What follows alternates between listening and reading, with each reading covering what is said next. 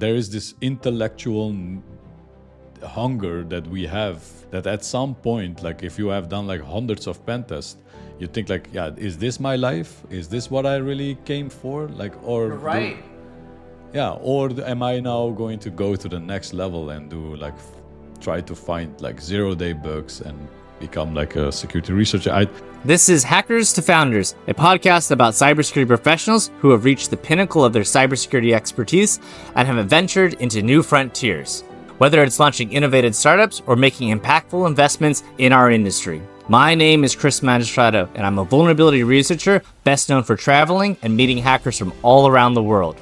And I'm using what little extrovert skills I have to introduce to you hackers that are changing the world. All right, everybody, welcome to the show. Today, we're excited to have Umit Aksu on the show, director and founder of Mobile Hacking Lab and seasoned Black Hat trainer specializing in Android userland and kernel fuzzing and exploitation.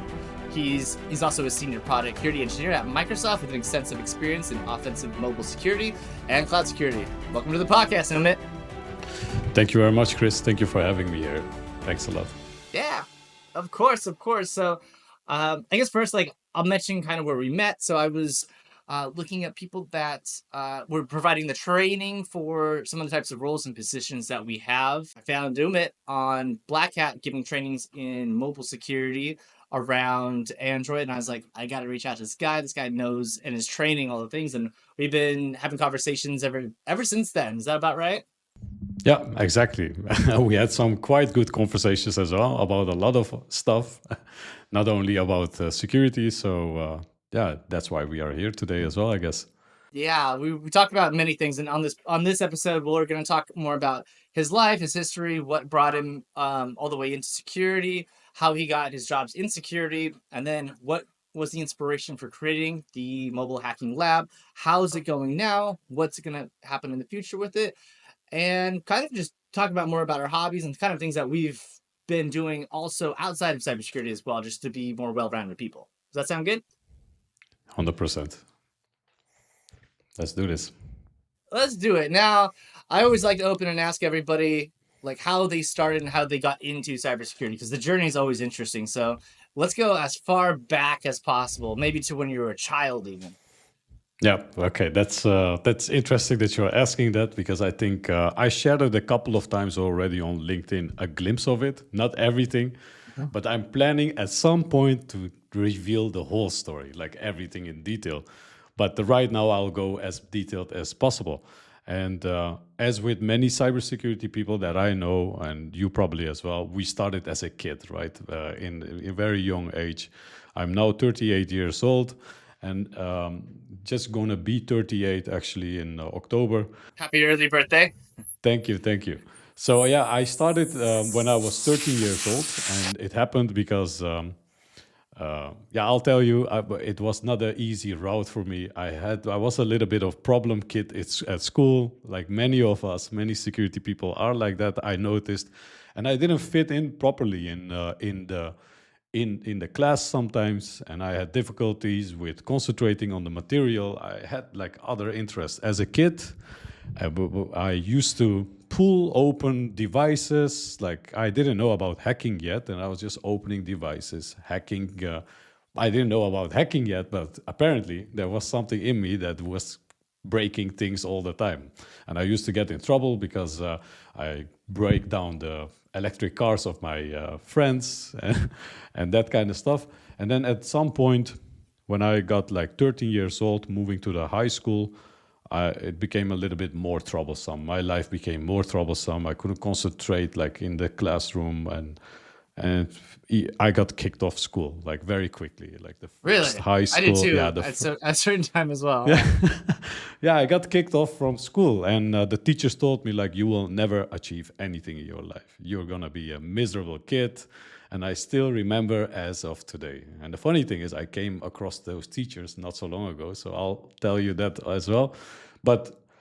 And that gave me some extra drive, right? But I still didn't know what I had to do, what I was going to do with my life. And then at some point, my uncle was a software engineer at that time, and they sent me to my uncle. My uncle picked up the phone and he spoke with me. And he said to me like, "Hey, Umit, this is not okay. You need to come here for a week, and we'll sit and speak together." Then after that, when I came to Switzerland, where he was working as software engineer, he had a lot of books, and he opened his laptop and showed me how he was developing. And I still remember, as it was yesterday, he changed the background color, like he changed it with code, and I still remember, oh shit, this is cool, like this is very awesome. Then he taught me how to do it, and he bought a lot of books for me, and all the other books, I still have all of these books here. Java, like very old Java books, XML books, and he gave me all that stuff, and I was very happy. Like I had something to investigate, to dive into, and then Was that your first programming language? Was it Java?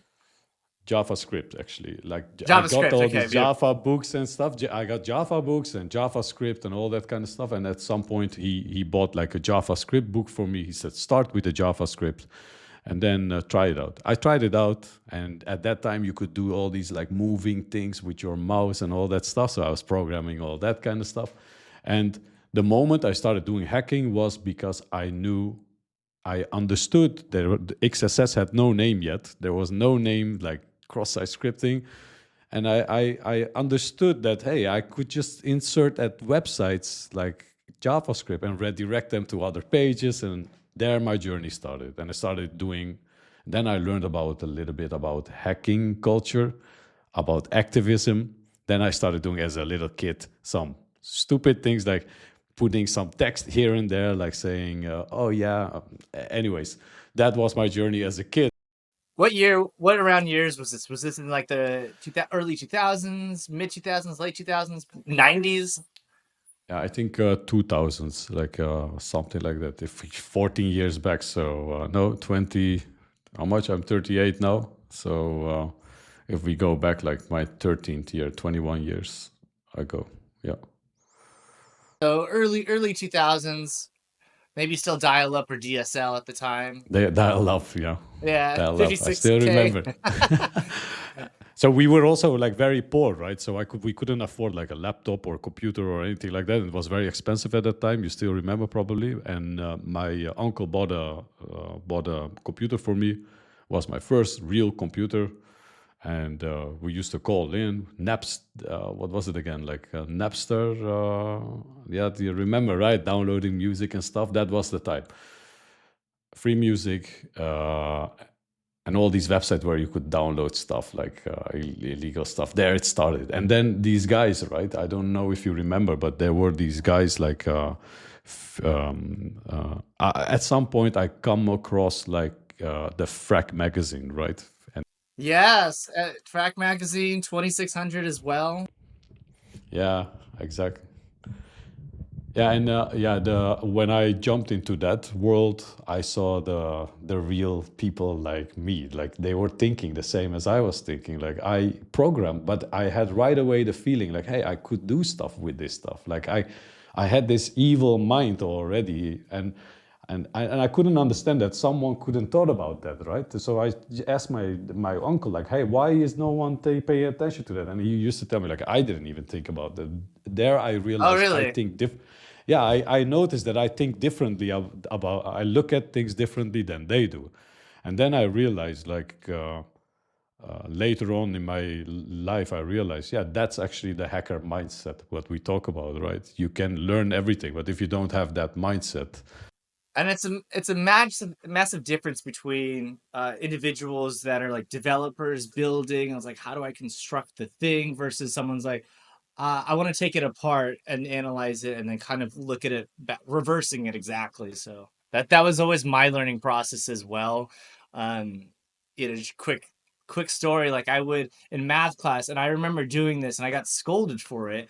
I would look at I would look at the problem, I'd look at the answer, and then figure out how they derived the answer from the problem, and then I would learn this way. And they said, no, you cannot do it this way. You have to look at the problem and go forward always. And I was like, why? And it's just, it's one of those things you look back and it's like, I think my brain processes it differently. But yeah, it's just different. It's different between building something and then like reversing it. I don't know if it was like with you as well. Like I was like this very excited kid, like with everything that I saw and stuff. Like I had this super excitement. Still, I have that. Like I will get excited about everything. And as a kid, that was not a good thing, right? Like if you, yeah, as a small kid, that's okay. But if you become a little bit older, then it becomes a problem because people want you to behave. And I find it kind of sad because I would like to see kids like be themselves. Like if we talk about people being themselves, then we should let kids be themselves. Yeah, there's the famous quote. It's every child is an artist. The difficulty is remaining an artist. Picasso. It's Picasso, yeah, and it's Yeah, it's that. Picasso. Yeah. I feel that towards like hacking. It's like everyone is like curious and wants to take apart and be a hacking things, but the trick is to stay with that creativity side and keep wanting to dig deeper into certain types of things. Yeah. I agree. Yeah, totally agree with that.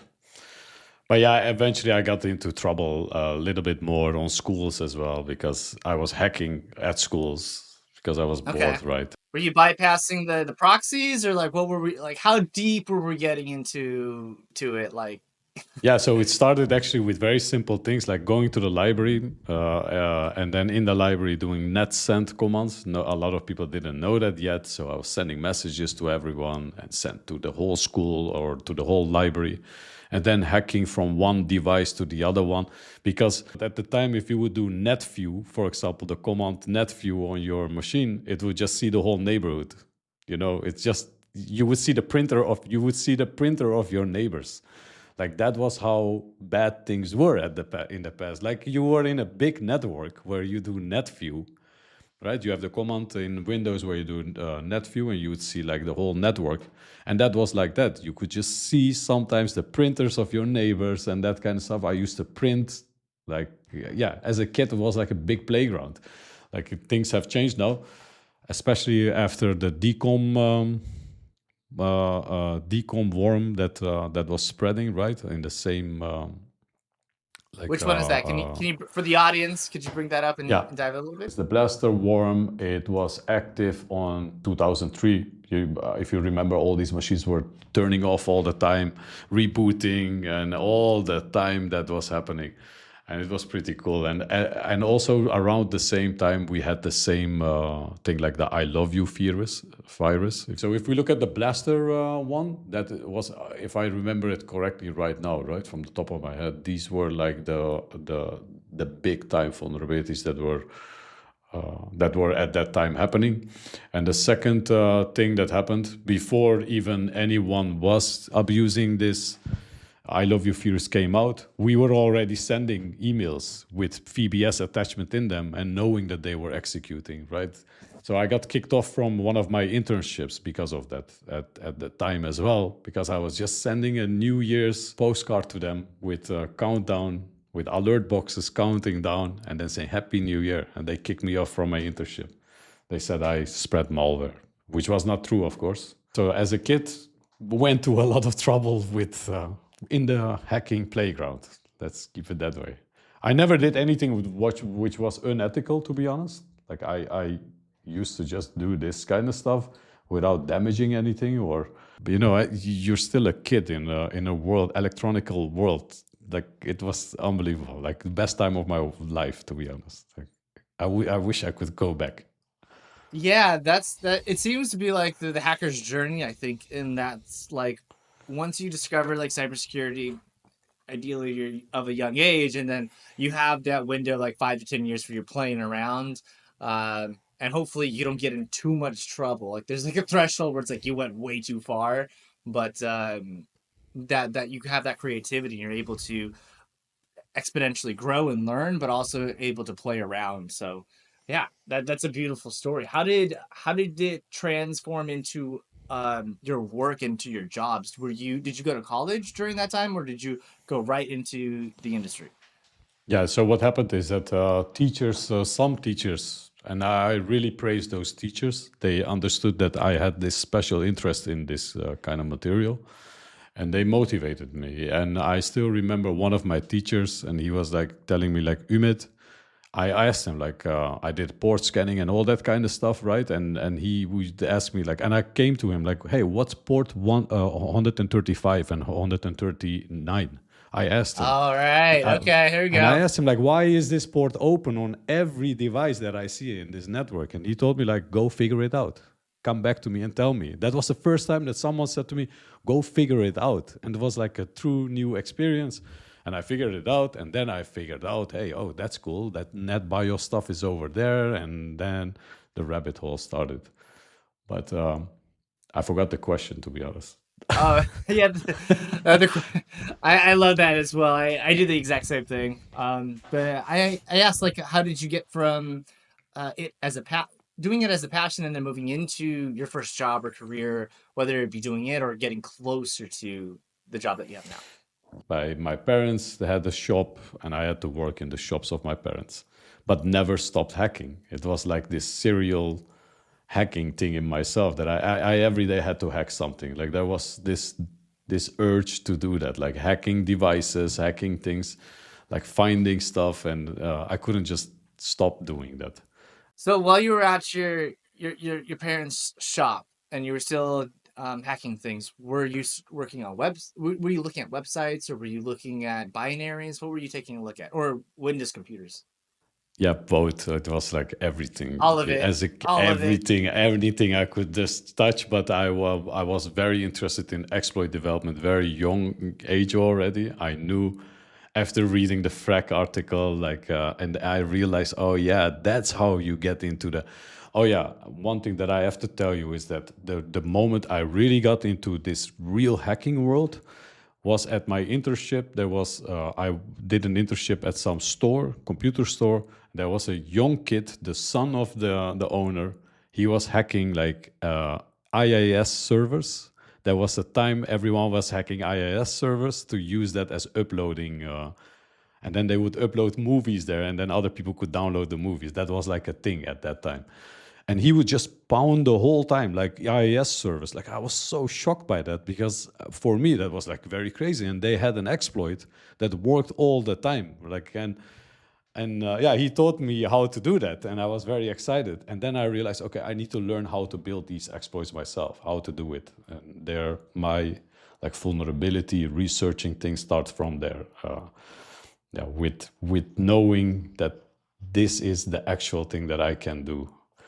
That's interesting. My experience in like growing up was like later. Like I was always playing around, but it wasn't until I think I got more into cybersecurity that I realized like people are writing exploits and like there had been I think was it The Art of Hacking by John Eckerson. Then I started like looking and like, oh, this is how you take a binary and do something with it and are able to like do the vulnerability research side of stuff. But it was like much later. I never had anybody that was like, oh yeah, I I engineered this exploit, boom, to O day works everywhere. And then just to be there in awe of like, wow, like I gotta do that. That's my goal. Yeah, what can I say? Like the thing was that at once you see that, right? Once you see someone having You an don't go exploit, back. and you cannot go back, and you realize, oh yeah, this is what I. And the good part was it was quite easy at that time, right? Like if you build an exploit, it would work everywhere. Like that, only offsets from different operating system would change. But if it was a Windows 2000, it was always Windows 2000. That's it. Like that is how easy it was. Right now, no, and right now it's not that easy anymore. We all know that. But that time, I just think sometimes like if I could go back in time right now, what would I hack? I think always I had this dream. I don't know if you had that, but I, as a kid, I used to see all these screens from CIA login screens. Have you ever seen those login screens in the movies? Right, Yeah. you would see them like. And the movies, yeah.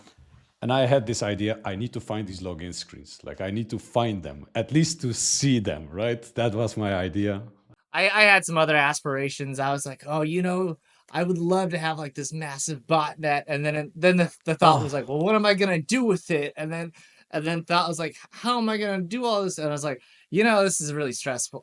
I was getting stressed thinking about that kind of stuff, and I never pulled the trigger on any of that stuff. Probably for the best, but um, that fantasy about the botnet, we all had that. I mean, I was dreaming of having a large botnet as big as millions of machines. That was Yeah. like the goal. Like, Did you have anything past that where it's like, then I can do this? Or was it just like, I just want to have it? no, I just wanted to have it. I knew I could Yeah, do a lot of same. things, but I just wanted to have it. It's like some people do this stuff for they are cyber criminals, right? And I guess we are not cyber criminals. We just love to do. It's like, oh yeah, I have thousands of machines in my hand, and there were kids in the UK that were just competing with each other, right? Who has the biggest botnet, and then taking each other's bots and stuff. That was like a contest between hackers. At some Right. point, they were Yeah. infecting each other's machine and then removing, and then it was like a big contest between each other, like who can get the most biggest botnet. And the IRC channels, right? I built botnet clients, many of them, and and they still work. By the way, we tested one out not so long ago. So, like one of my old codes that I developed not so long ago, we found it. Like we were doing some engagement, and we found the code, like some code. And one of the guys, and I had this IRC channel open to test it. One of the guys ran this in an enterprise environment, and it bypassed everything, just connected directly. I was just in shock. Like, how is that even possible? Like, we were all in shock. Like, how is that not getting detected? It's always scary when like you run old code that just looking at old code that you've written and you're just like, oh my God, this is horrible. Like, yeah, I wouldn't write this today. And then like, it's very surprising. Like you run it, it's like, it's still working. That's amazing. Okay, so explain a little bit more about the joy of playing around networks. I don't know if we got over to the answer of like how you got your first job.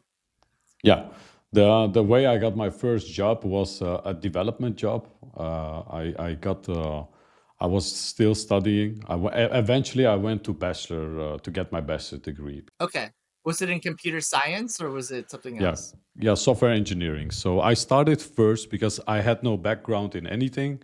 The teachers from the higher from the we before you go to the university in the Netherlands, there are some other like education for specific job roles, right? I don't know how you call it in the US, but before you take a bachelor, you have like a job oriented education. Yeah, we don't really have that. We have like there's something called like a trade school where you can go to like be a mechanic and then you go to make your mechanic life or whatever the case is, but you don't go to college. It's that we don't have that type of integration into. Yeah, here we have that. So I started with like very basic, and my teachers knew that I knew all this stuff, so they allowed me to go very fast. And I had this 4 year study, which I finished like my first study. I was 2 years study. I finished it in 6 months, and the only reason it was 6 months because I had to do an internship, or else I was done earlier. After that, I went to do the. Anyways, long story short, I went eventually to, before I even finished my school, I got development jobs, paid very less. But there I learned some quite interesting stuff. And I highly advise anyone to do these kind of jobs, right? Because it will give you some other type of experience. Because what I learned there is still useful right now. I worked for a company who was bringing out, who was marketing adult websites, right? So it was interesting for me as a guy. But what we did is what I learned there is also how to do like SEO, search engine optimizations, and there I learned also about this black hat techniques that people also use, which surprised me a lot. So I came to understand that there was also so there I got my first development job, and in my development job some interesting things happened because I started finding bugs in payment processors that I had to connect to, right? So they asked me to connect payment processors. Then I found like bugs there, but heavy bugs, like getting into their whole infrastructure and stuff. And with that, very quickly, and before that as well, I was finding bugs. Every laptop I bought was coming from bug bounties, while there were no bug bounty programs at that time. Did you like message the vendors and say, "Hey, I found this. Please fix it," or were you like, "I found something. Give me money"? How is it? Oh yeah, yeah. I'll be very honest about how that went. In the beginning, very long time ago, when I started and found bugs like that, and I submitted them, I used to get critics from the people around me saying, "Oh, you found this bug, a security issue. You should be one of the best hackers." But they don't understand it, right? Other people around you, they are not hackers. So they used to tell me like, "Oh, you found this bug at a bank. They should pay you like 20K."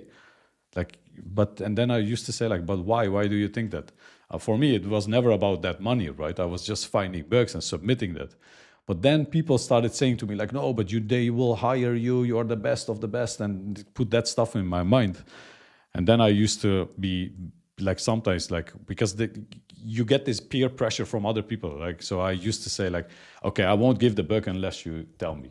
Like Oh, really? Okay. unless you, yeah. That, but I was still a kid at that time. Yeah. And then I learned, and there were no bug bounty rules at that time. There was nothing.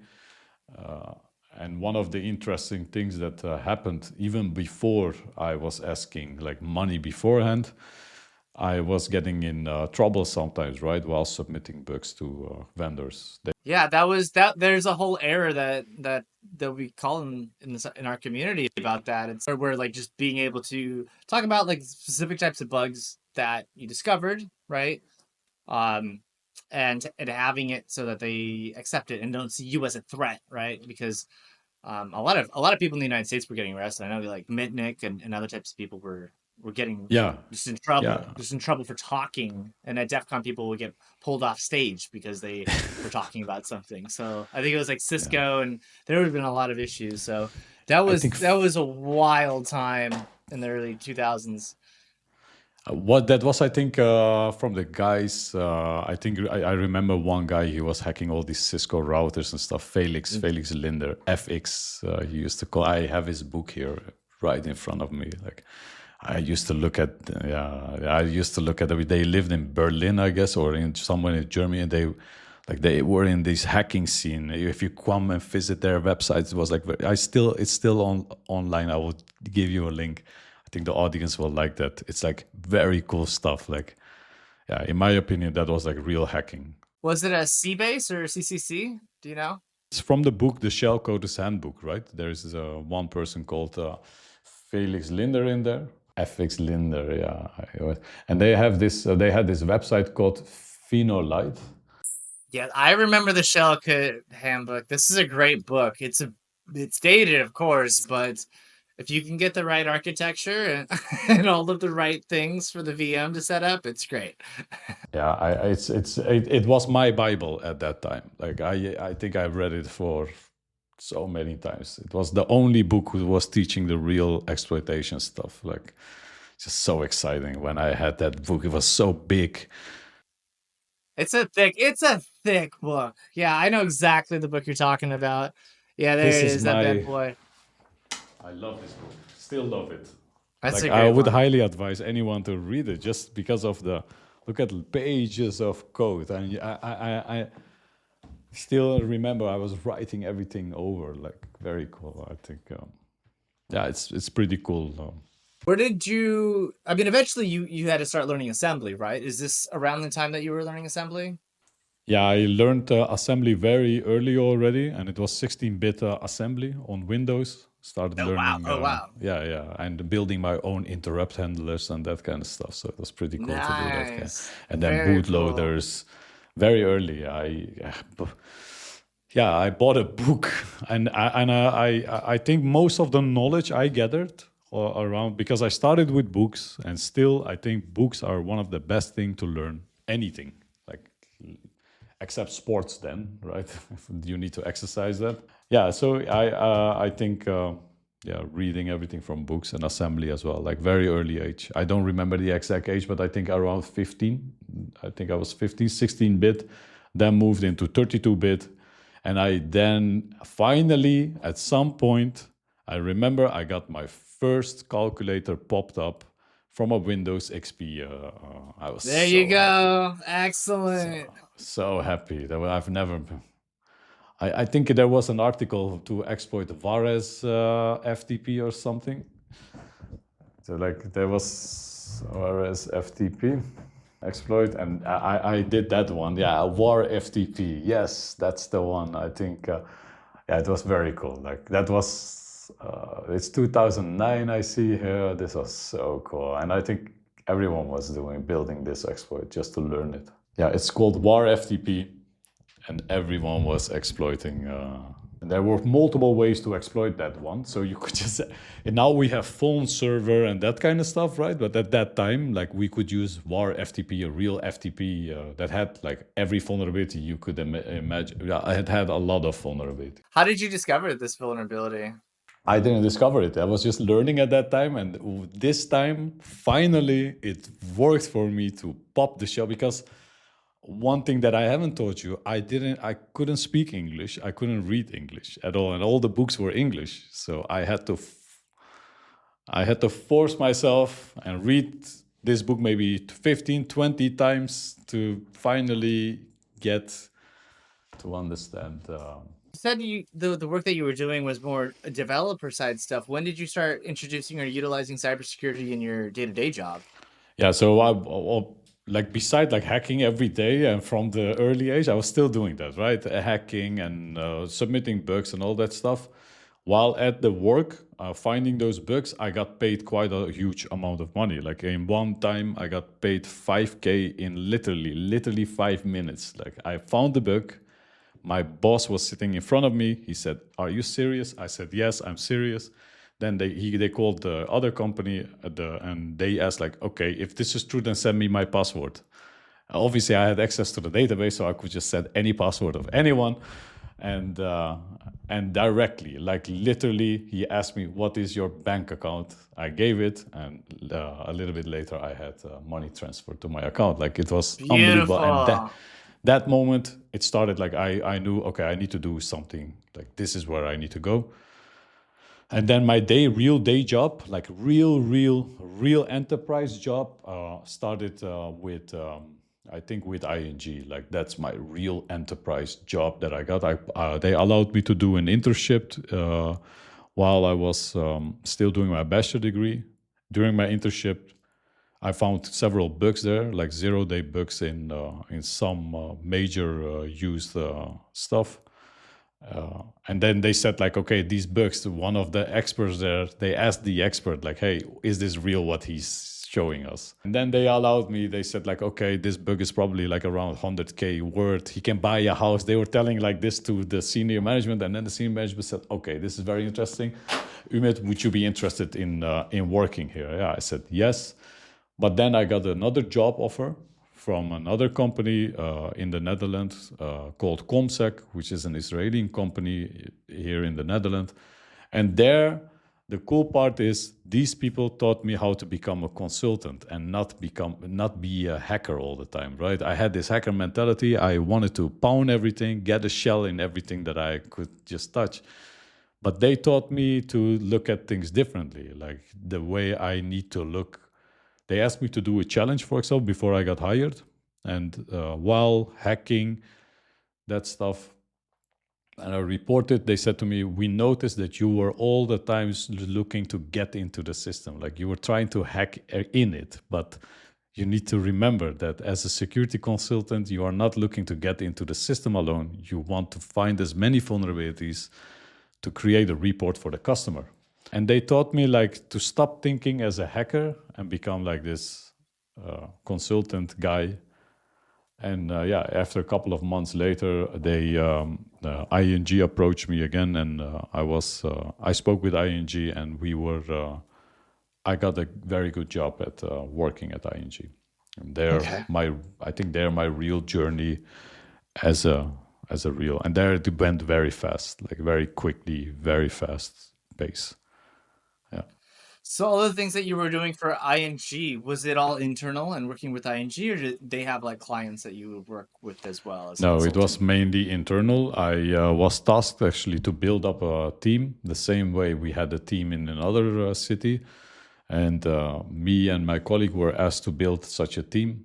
And actually it was quite cool because I never had done such a thing in my life. And I think the best thing that ING did was giving me the freedom to do. And they even told me, like the senior management there told me, Umit, you do as you think we should do it. And it was so cool that they allowed me to do that. Like it gave me confidence. It boosted my yeah, it was pretty cool. And then from there, like, yeah, I'm still grateful of these good managers, right? Some people are very good managers and they will actually get the best out of you.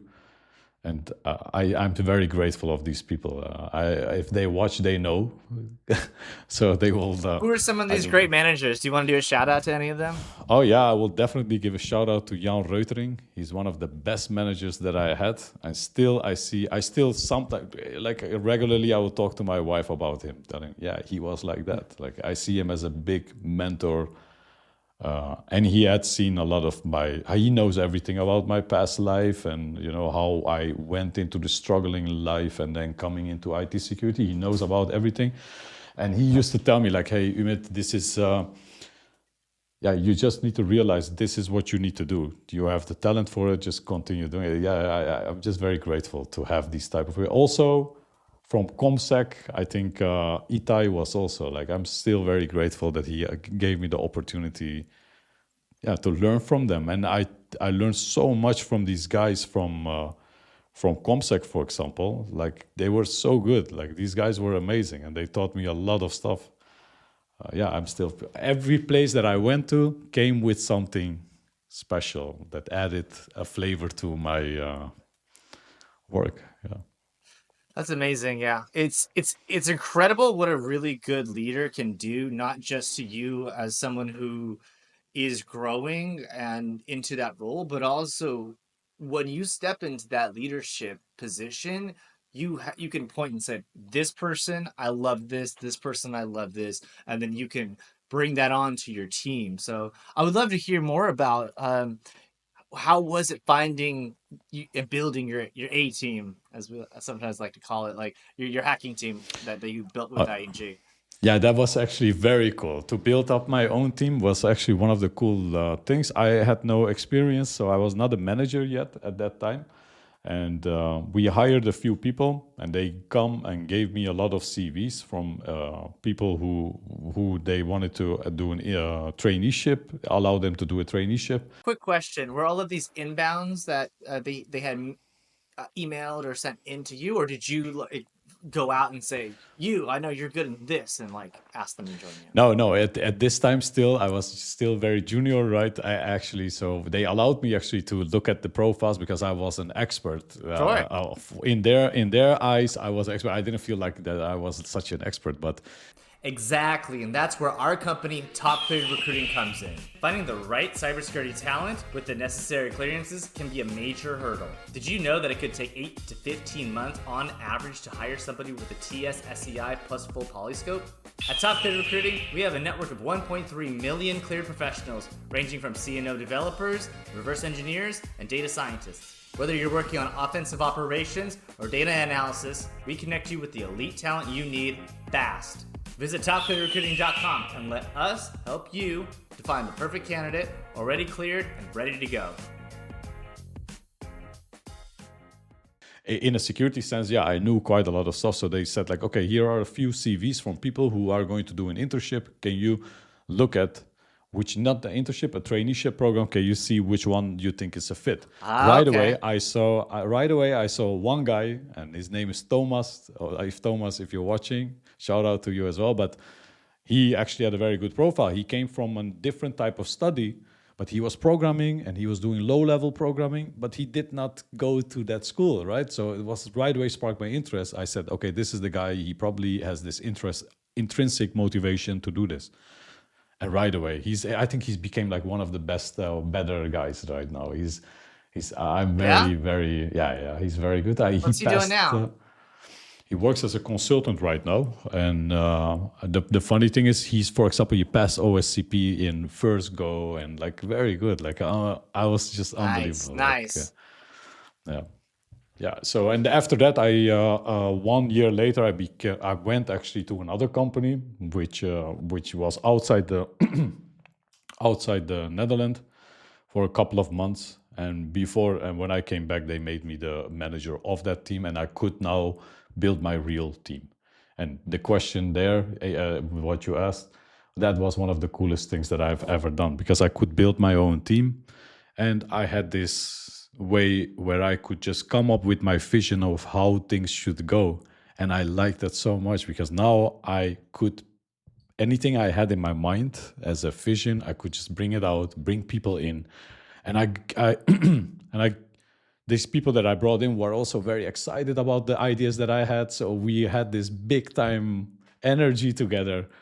Yeah, we did also great work because our team eventually got recognized by all these other security teams.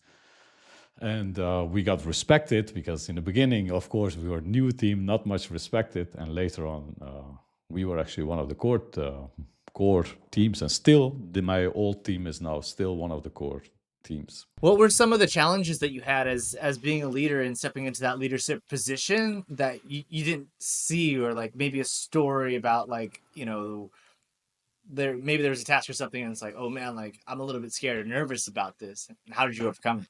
Yeah, I think one of the biggest problems I had is sitting in management meetings. Like that was like, I could just kill myself Communicating with sometimes. management or Oh my God, no! The problem was I was not in a security management team. I was the only security manager in IT management team, and okay. and the 9 out of 10 they would talk about stuff which I didn't care about at all, right?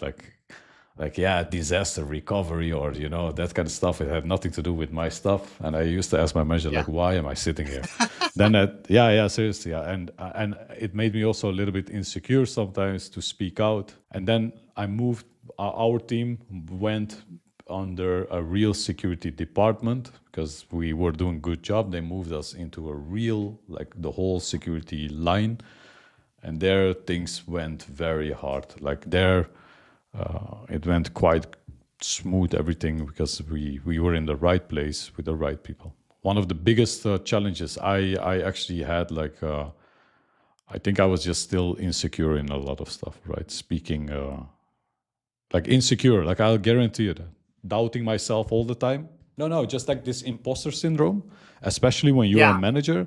You always think like, I'm not good enough, these guys are so good, like especially these manager people, right? They are like these people who can speak well, and they are just, yeah, some of them are like very self-confident people and they speak very easily, and when you come and sit next to them and you're just a new fresh manager, you feel like, oh man, maybe this is not for me, maybe I'm not the right person. And then my good manager, like those as they used to tell me like, even if we remove you from the management job, you automatically become the lead, we know that, so there's no point in not letting you do that job. Because when you do management stuff, at some point you also feel like maybe I should do technical work back again. Like, Yeah, it's always the shift of like, do I want to be the technical side or I should the leading side? And then you go back to like, now that you're leading or doing managerial stuff, it's like, well, maybe I want to go touch the technical side of things. I think that's yeah, the crux of being going from the technical side going up to being a manager. I would like to ask for people that are just stepping into or are considering being in a managerial position, going from a cybersecurity or a technical position, what's some advice or some things that you've learned that's really helped you in that transition?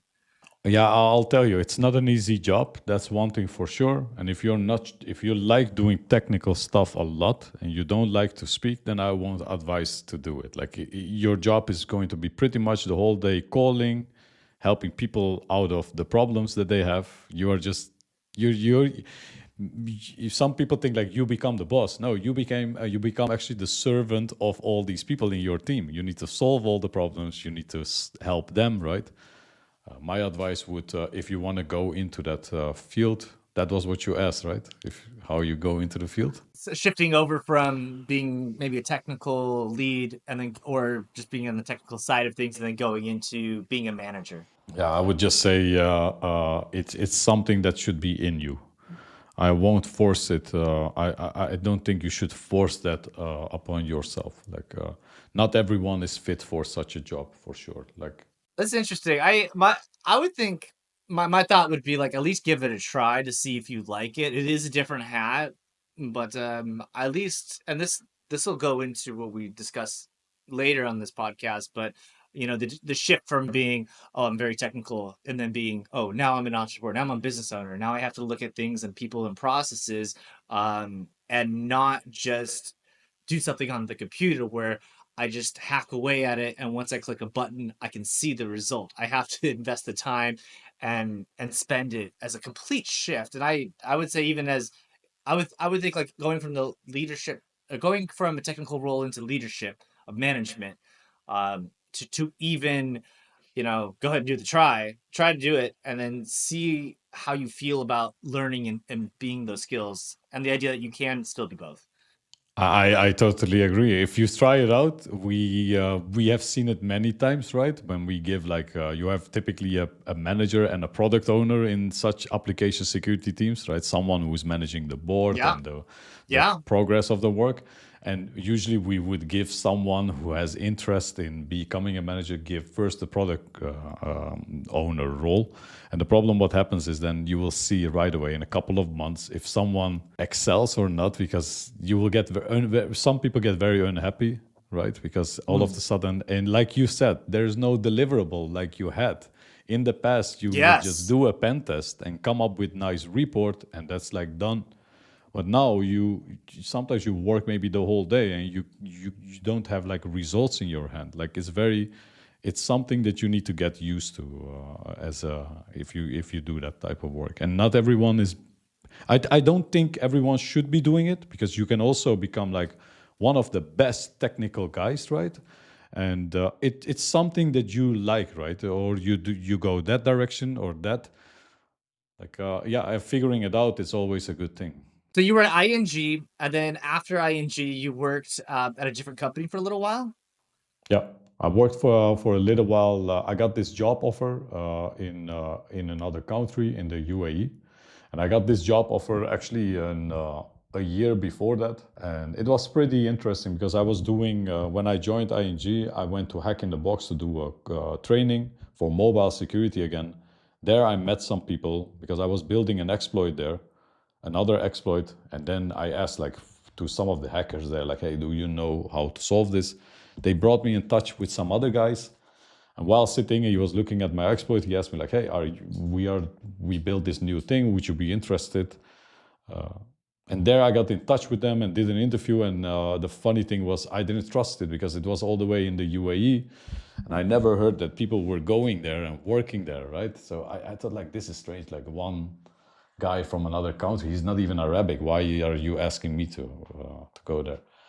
Then a year later I went to Hack in the Box again, and they offered me like, hey, Umit, would you try it? Like it was very interesting. And that's the company. I get a lot of questions about that, so it's actually good that we talk about it. And the company's called DarkMatter. Is that correct?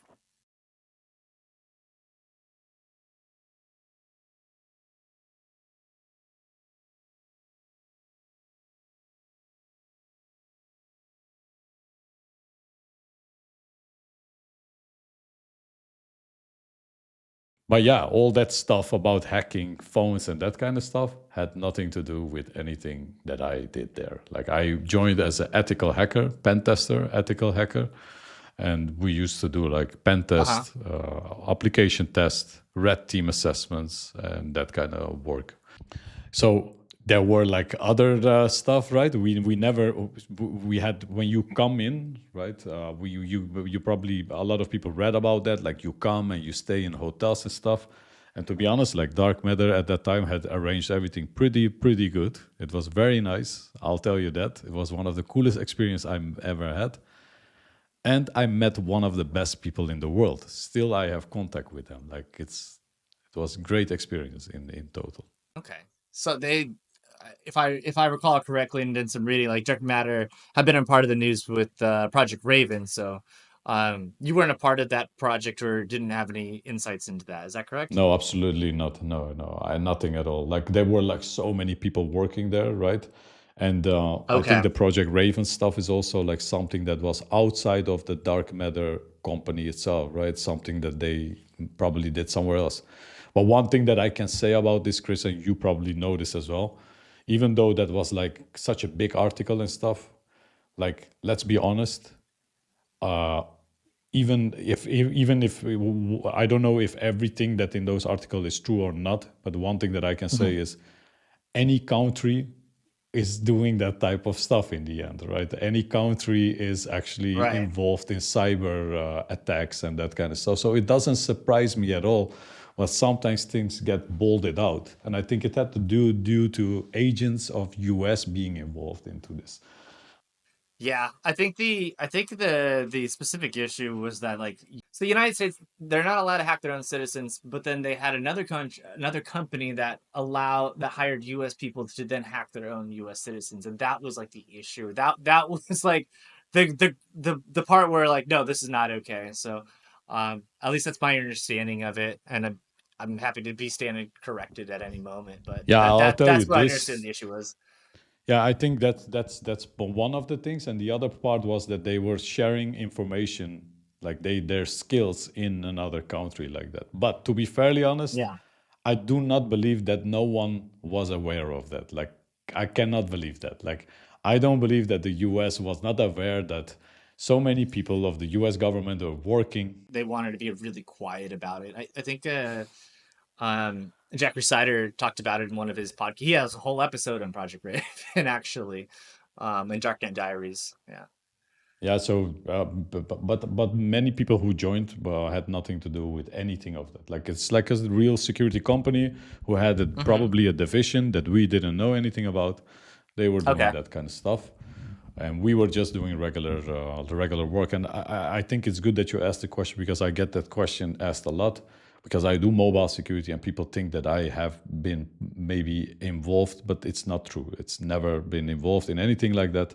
One thing that I can tell you, Chris, is that yeah, there were a lot of people from the US working as ex NSA and ex other stuff. Like that was quite normal. If you just bump across someone and ask like, "What did you do?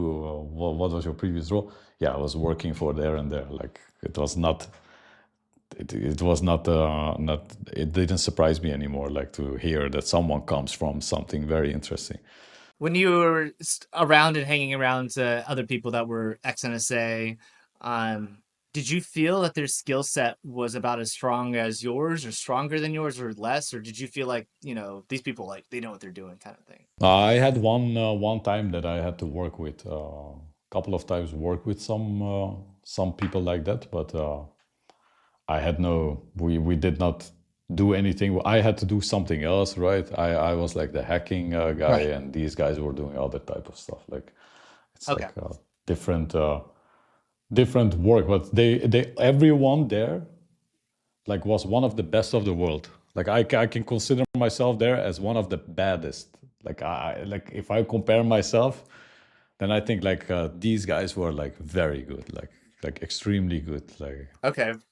and you I don't know if you know, but like these it's very hot, right? Cybersecurity is also very hot in these type of countries. So we come across a lot of cool stuff. Like doing engagements were like very excited, like a best excitement job that you could find anywhere. Like Were some of these engagements particular to the country and company itself, or did you guys go to other countries or other companies outside of the country? How did that work? no, just regular pen test, regular stuff, nothing special. I want to make it very exciting for you, but it's not. It was just Just pen yeah, no, testings. just Okay. normal pen testing. No, of course the targets were like very cool targets, but like normal pen testing, nothing special about that.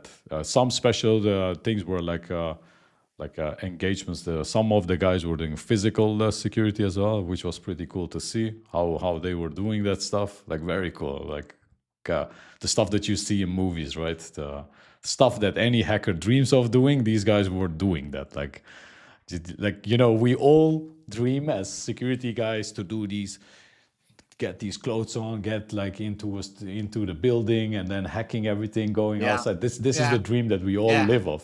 Like everyone wants to be this agent that does all these secret things. But yeah, they were doing Mm-hmm. like like a bag of clothes they had. I remember still like a bag of clothes. You could just pick up clothes and well, yeah, pretty cool stuff. Like Yeah. No, it really is. My friend Drew Porter, he's founder of Red Mesa, and this is what he does. I think he's had some contracts at government facilities. So some of the red teaming that he does is some of the best in the world when he's going into like military buildings or whatever the case is where they actually have guns and he has to navigate in and actually do some crazy stuff. So yeah, it's definitely one of those exciting types of things. Yeah, if you thought like you were hacking, then when you see that type of stuff and the way they do Yeah. stuff, then you think that okay, okay, I'm just not that, you know. In the past when I was a kid, I was thinking I was the best hacker in the world. Like seriously, Yeah. I believed that. Like I believed I could hack anything until you realize that there are people who are even better hacking than you. Like it's just normal. Right? And so after your stint or your time at Dark Matter, then you shifted over back to ING for Yep. about 4 years. Is that correct? Yeah, because right after that, when I came back, I joined as a manager and became the manager of the team, built it up, and then rolled out large security programs. Built it up a very efficient pen test program, and like the whole thing. And we were just discovering zero-day vulnerabilities. That was our goal, right? That's what we were doing beside normal pen testing. Then I convinced the senior management because we were finding some cool stuff. Our small team was doing very good work. So I convinced the management to say, okay, let's build a vulnerability research team, a global one with all the experts from all different countries, bring them together. And I got the buy-in from all these experts because they were very excited. They said to me, like, you will never get it done. Management will never allow that. Until they said, yes, yeah, you know, we did a pilot. And within the pilot, we nailed it right away. We found like almost 3,000 machines at once with the team, like with 0 days, right? We discovered 0 days and then use them against the um, against the environment, and we were actually able to pound this amount of, which is pretty cool, right? If you Very cool, very cool. These are financial structure, financial devices or devices in a financial network, right? So, uh, I assume this a strong indicator of like the value of building out and having the team is like how much in financial loss would happen if somebody executed it. Does that sound about right? Yeah. So what we did is exactly prove that, right? We proved that what happens, and we got right away the same question, like how come we are not able to detect this type of attack that happened? Then we explained, like, you know, this is a 0 day attack, like you will not be able to detect that easily unless you know you're monitoring maybe with some of that stuff. But the moment this attack happens and the way we did it, you will not be able to detect that. Like, and that's, I think, the problem we have, right, with 0 days. And I think some of these EDRs are doing a good job right now, right, to detect even like based on the heuristics and that kind of stuff. But in we got that question, like, why haven't been able to find this? Like, and then we told them, like, okay, this is because we found 0 days, and exploiting 0 days is not. Yeah, you cannot protect yourself anymore that easily. Yeah, but yeah, that was actually pretty cool. And then after that, we were allowed to do like continuously vulnerability research on, like, we could just pick up a project and work for months on it. And I was very proud of that. And we got this very synergy between all of us. How many people were on the team?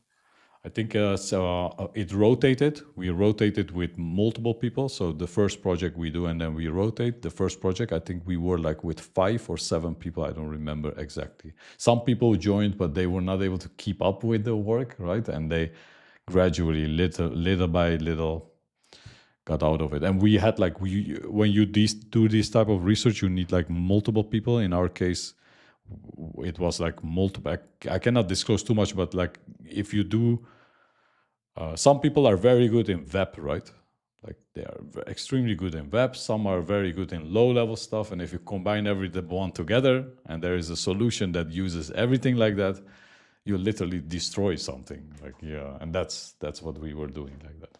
And how because you worked at ING a few different times. How did you return back and say like, "Hey, I'd like to come back"? Did you have a really good relationship with your manager or the boss previous to leaving, or how did that negotiation work? Yeah, I had a lot of contact with my previous before I left ING to DarkMatter. I had brought in Mhm. some people who were quite good.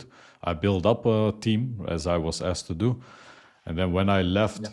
they were calling me and telling me like, Umit, it would be great if you come back. And I was like, I was also a little bit done with in staying in the UAE, right? So they said like, okay, we'll speak with the manager and ask if you can come here. And I said, oh yeah, that would be great. Then I got in touch with that manager, the one that I said that I gave shout out to. He said, yeah, Yeah. okay, if you Yeah. come back, you can come back and you can become the thing, but do not expect a salary raise. I said, yeah, I don't care about the salary raise. You know, he thought like I left and come back maybe to get an extra salary raise. Like, you know, people do Right. that. That's very But common in the United States. yeah, but that was not my goal. I just wanted to go back, and my family also didn't want to stay in the UAE. That was also one of the big things. Yeah. So and then I spoke with the manager, and right away I could join. Like I signed the contract and it was done. Yeah. Uh, and it's very interesting. So like I've seen a lot of like I think the UAE has a few different types of visas where like digital nomad visas were like come here and like you can set up a company, taxes are really low, but the turnaround Mhm. time for people actually staying is like 6 months to 1 year. After that time, they want to leave. It's Yeah, you have to very get used to interesting. it, right? I mean, it's not the same as living in Europe or US. It's a little bit different, and it's very It's warm. completely different than the Y- US everywhere in the United States in every single way. It's not bad. I mean, it's okay. You can do anything you want, right? I mean, I don't see any limitations of living there. Like, you have to be a little bit modest in some things. Like, you cannot do like stupid things that you can do in some other places, right? It's like Yeah. Yeah. you cannot be drunk and do stupid things on the street, like and that kind of stuff. And actually, it's good if you ask me. Yeah, that would be it would be very interesting. I've never actually been, but I've heard enough. I've heard a lot of stories about people that have left other parts of Europe, the United States, to go set up a business there for tax reasons, and then they ended up not liking it and then leaving. But I've also heard some really good stories of people that do enjoy it. However, the people that say they enjoy it, they're still within that 0 to 1 year mark. So I'll check back next year to see if they're enjoying it. But yeah, if you look at it from the point of view, yeah, indeed, a lot of people are. I have a friend of mine who left also, and his company is there. He has to stay a couple of months there, and then he will just go back to another country, and that's how he lives. Yeah. But yeah, if you're a U.S. citizen, then it doesn't matter because you still pay taxes, correct? Right? Even if you are anywhere. Yes, yes. So the United States, it's there's a lot. The U.S. when it comes to U.S. tax law, the United States is one of the most interesting and asshole countries for that. Like it's one of the few countries where we do global income. So no matter where you're at, you still have to pay to the United States. And if you even if you have a U.S. business like mine, um, and let's say you never want to go back to the United States. I do, but let's say you never want to go back to the United States. You still have to pay taxes on not just your business, but if I got a job here, I would still have to pay taxes, even if I have no intentions of going back to the United States. This has been like a bit of controversy between people that have like left the U.S. as expats and are like, why am I still paying taxes when I'm not Yeah. benefiting at all from any of them? Is the biggest is the biggest argument for that. But and then additionally, if you as a U.S. apparently all over the world, if you as an American citizen open up a bank account, um, that bank is required by U.S. law to notify the IRS, our Internal Revenue Service, of the any financial actions. Otherwise, it's problems with that country and other types of embargoes and things. It's crazy. Um, so obviously there's people that go around and do different things or whatever the case is. But if you want to say in the good grace of the United States, like you gotta pay Uncle Sam. There's so I bet I was in Puerto Rico for 1 year, And there's actually a tax benefit. You can set up your business there and you can bring down the federal tax rate down to 4%. So a lot of people, if they have a massive amount of crypto gains, they'll go there, set up a business, and then they'll realize those gains once the program kicks in. So they pay less in those taxes. And even the people there, every one of those people, they're like, we don't fuck with the IRS. They hired like 3 different lawyers to make sure that their books are correct. So, it's one of the agencies that people don't in the U.S. No matter like what money you have, they do not play around with the IRS. They don't. Yeah, that was the problem with people in the UAE as well. While we worked there, the US people had to pay taxes still, although we were like tax free right there. Mm-hmm. But the Mm-hmm. US folks still had to pay taxes, and that's why their salary was also much higher than us than ours, and because they Oh, would have to interesting. pay more tax. Yeah. Are you able to speak on the salaries as a recruiter? I love to hear the salaries all over. I cannot say anything about that. I think That's you know okay. those salaries probably there, but I'll tell you this: I think in the past, those salaries in those countries were much higher than they are right now. Like in the They, past, they've gone down. I think so. Like what I have understood, like in the past, they were just much higher than they were right now. Okay. Right. The U.S. salaries. Yeah. U.S. salaries are very high, like very high. If you look at that, like compared to the rest of the world, like very high, Rest right? of the world, Yeah, 100%. rest of the world. Yeah, sorry, the rest of the world is like unbelievably high. Yeah, but yeah, everything is also very expensive in the U.S. Like in Las Vegas, it was unbelievable. I couldn't believe like $18 for one beer. Like, what's going on? Like, Okay, all right. I gotta say something in American speak because, like, as much as I'm pro capitalism, $18 for a beer is absolutely insane.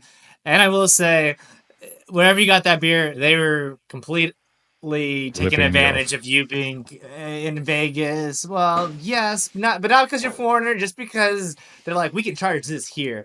Like, there's a lot of places across the United States where you can get beer for $5, $10, but yeah, no, you're right about it being ridiculously expensive in different areas. Vegas is one of the most expensive ones. Miami as well. New York's expensive. SFA area and LA. If you go to other places, you can still have a good time and not have to spend a lot of money. But yeah, if the the economy is just not slowed down in the United States, and It's the cost crazy. of living is tr- ridiculously expensive. So even if you're making like depending on the areas, if you're making 120, 150, even 200,000, you would still maybe not be making it. Maybe you're just kind of surviving. And that was the case when I was looking at different types of salaries between SF and Austin, Texas. The difference Hmm. was I would need to make, I think, over $210,000 in San Francisco versus in Austin. I would just need to make 125 or something, and it would be a better lifestyle. I would be able to buy a house, all of these things. Where in San Francisco, it's like, no, that's like a quarter or like half of your money's already out in rent. So But yeah, I agree. But what I think it has to do due to the tech companies a little bit, right? They, if you look yes, at the places where it's this extremely high, it's because of the tech companies because the competitive salaries are pushing yeah, everything up, and then yeah, yeah, everyone like. But it's also like a little bit. Then we come into this. If you look at it in the world, and you see where it's very expensive, it's quite in a lot of cases it's also like involved with like tech hubs and that kind of stuff. Like that's what I noticed in because yeah, then you bring everyone there, and they yeah. need to. I think still the solution is like remote work for everyone. Like I am a pro remote work. I think it's the best thing to do, like for everyone. Like also for companies, right? We need to have. Sounds maybe weird, right? I don't like the globalism thing, but in that sense, maybe a global tax system would be much better than having this weird global. Yeah, I mean, we proved it during COVID, right? They asked to prove it. Now we proved it. It's Oh possible. man, Like, yeah, yeah, that was wild. So the looking at COVID from the recruiting side, they just brought on so many people during COVID, and then post COVID, like 2023. That's why the tech industry, at least in the Bay Area, has massive layoffs. Like, quarter after quarter, and like they let some really good people go, and it's just because they had to hire so many people to help out certain things, and they also kind of realized like we don't technically need to have like as many people, but it's interesting now because now that they've had the remote experience for the past few years, companies and corporations are now pushing people to come back into the office. They're like, okay, well, fine, we'll do hybrid, but I think eventually they want them to sit down at the desk. Elon Musk like recently was saying like, no, if I have to come in, you have to come in. Like my engineers, they have to physically come in with parts, so you have to come in. I think it's wrong. But if you're doing tech stuff, stay Yeah. at home. It's fine. But like, I think he's, Yeah. I don't know. I totally agree with that. Like you can do pretty much all the work you can remotely. It's also sad to people to commute to the work. Like you lose so much time, like going back and forth. It's just Yeah, waste of time. Yeah. yeah. I do like having people around me though when I'm working. I do like that camaraderie, that environment. I still think it should be around. Like, I think hybrid models are probably more than strictly remote, I think. But I don't know. Okay, cool. So you went. What was the shift over from ING over to Microsoft then? How did that happen? Yeah, that happened.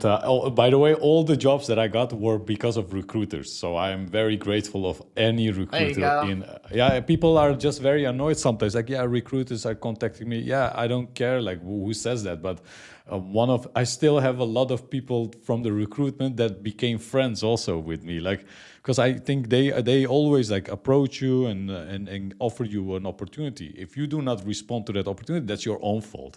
Like to answer your question, I got the job offer with a recruiter. And the funny thing is, I didn't want to go into that first because I was already doing interviews with another company, another tech company. And I thought, Yeah. like, I never had this feeling to go to Microsoft. Like, I never had that ambition. Like, yeah, Let me like, I'll join be the honest. corporate world. Yeah, so I didn't have that feeling. I think when they approached me, I had such a good time at ING that everything was going smooth. I had this research team, and we were like nailing it, like global projects. Everything was going fine.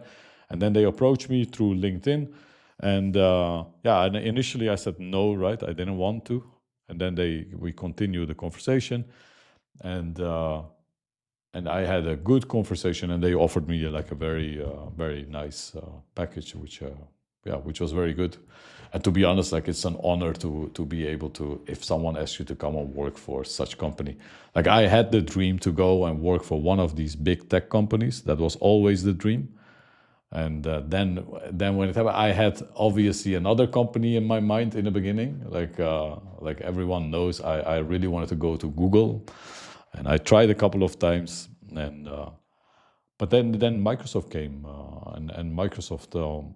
The interview went very well because my old manager was also someone who what did interview with DarkMatter, and he said like, "Hey, that's pretty cool." We got into touch and spoke about that, and yeah, so I got hired very quickly, and to be honest, like it was, we were all new, like 14 people, and we were all hired newly. Yeah, that's how I came to Microsoft. Yeah. And that's a remote team.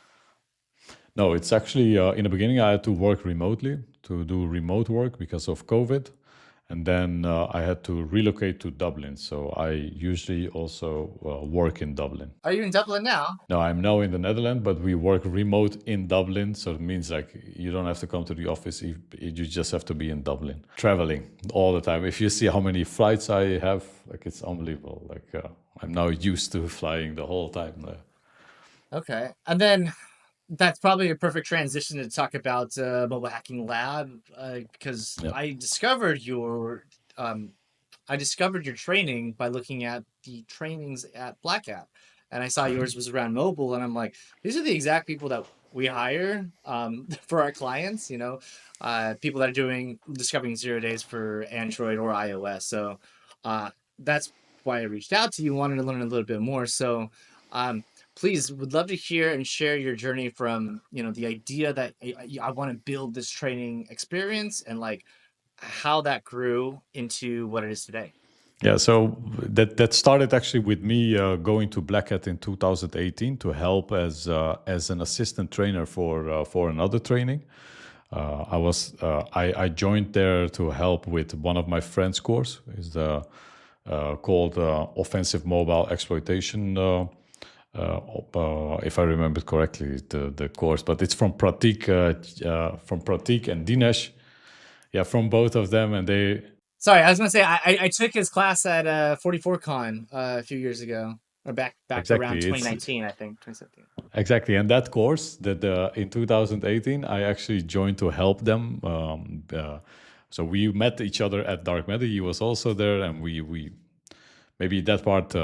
But we met, and I actually I met with him, and then he said like, "Hey, you can help us at Black Hat." So I went there, helped them, but I quickly realized, and I knew that already, that a lot of trainings were not really focusing on like exploiting vulnerabilities. Like it was like a little bit of like OPSEC and that surprised me a lot, right? Because in knowing that adversaries, like real in the intelligence world, for example, they don't use that type of bugs, right? They use like other type of bugs to pound a device, and it surprised me that there was nothing, like no one teaching anything, and I was searching online, nothing, almost minimal.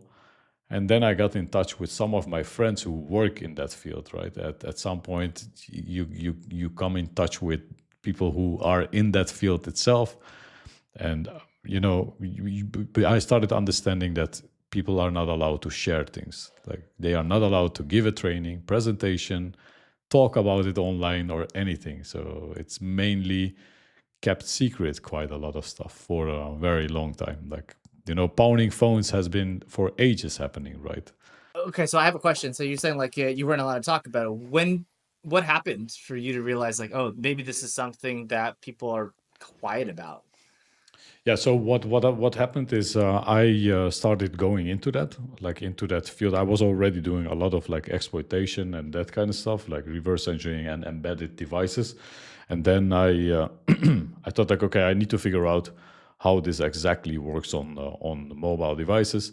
And I found already some bugs prior to that, like a couple of years to when I was working at ComSec in iOS devices. Like in iMessage, I found several bugs, and the problem was I kept it for very long. But I didn't have the skills at that time, right? I tried everything I could, and I couldn't understand why I couldn't like get code execution and all that kind of stuff. Like it was very difficult. I couldn't like grasp my head around it. And then I went more and more into that field, like getting more obsessed with it, like and then figuring out and getting in touch with people who are in the offensive security field.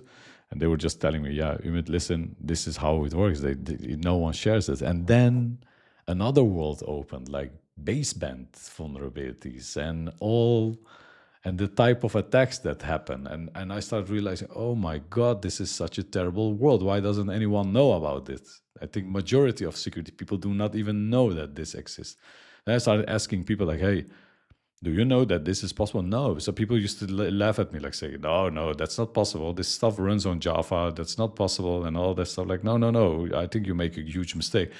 And I remember still when I got the first reverse shell, also with one of the guys from the training, we were just testing things out, and a lot of people had like assumptions, right, telling us like that's not possible. You cannot get a reverse shell like that, and we did it. Like we got very quickly a reverse shell. Like I think it took us like a couple of like I think 2 weeks or something. We got the first shell like that, and people that were doubting it in the beginning said like, okay, obviously it's possible.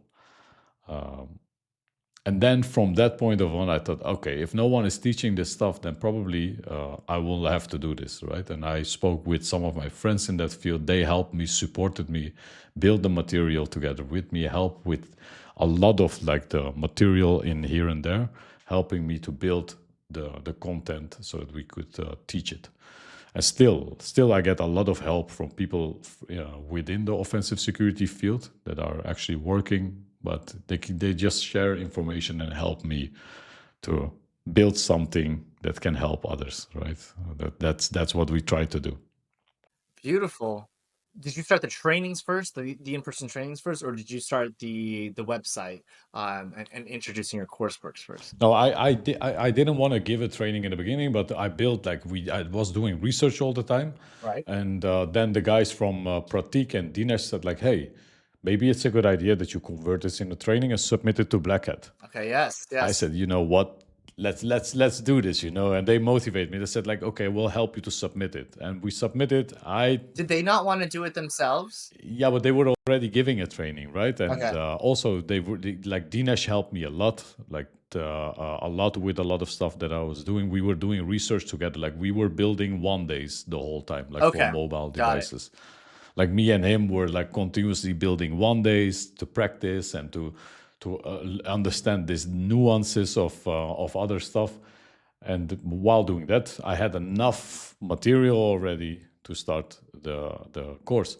The only problem with these courses is, which I can tell you already, is if you want to teach mobile security, you need to teach them or with a mobile device that's specific, right? Because the vulnerabilities that you will find on some of the devices are specific to a device sometimes. Like, for example, if you have like a driver vulnerability, which is specific to a specific phone like Xiaomi or something like that. So right away I bumped into that problem. So we thought about how we could solve that problem, and we thought like, okay, instead of relying on something which is online, we can build something which is vulnerable, make it much easier to explain it to people instead of, because sometimes we get the question, why do you use a toy application for the exploitation there? Like for one course, we use an application called PoundChat. But the reason why we do that is that we don't want to be relying on backend of like a messaging app or something like that, right? Because most of them are not usable anymore. You cannot use them. So it's very difficult to showcase like exploitation techniques to teach someone.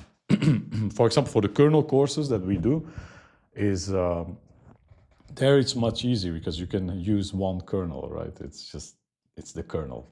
So this is how we started, how I started actually building the course, submitted, and I got accepted to Black Hat. That was like a very achievement already for myself. Like I always wanted to speak at Black Hat. And then giving a training was like a very nice thing. And there was nothing like that yet.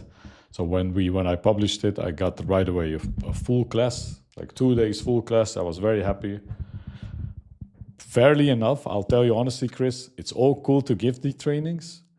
But then I realized like, okay, the amount of effort that I have to put in and give those 2 days trainings Is is it a just lot? unbelievable. Oh my God. The live trainings is just the amount of work you need to put in to give the training is just a lot, right? You need to prepare, you need to make sure that everything. Then I thought like, okay, I need to build this in a way that it's scalable. So that's where the journey starts with Mobile Hacking Lab. So first started with live trainings, yes, at Black Hat. Also at other places as well, right? Not only Black Hat, but at other places, like giving. Yeah. So where else have you given the training at? So we have Black Hat.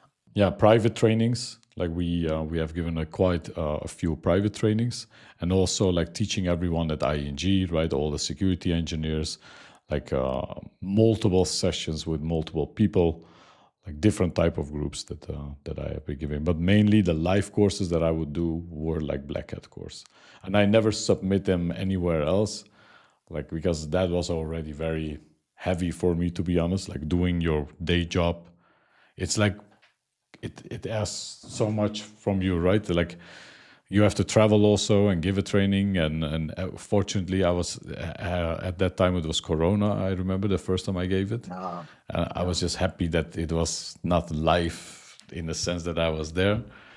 But yeah, that's. I have a question. So, like, from a business standpoint, do you think there's any areas of the processes for giving the trainings that you can like provide somebody else to just do? Not, of course, not the teaching part of it, but like going there, setting everything up. So you just show up in the classroom, start doing the speaking, and then leave. Is that something that you've considered, or do you think it's even possible? I don't know.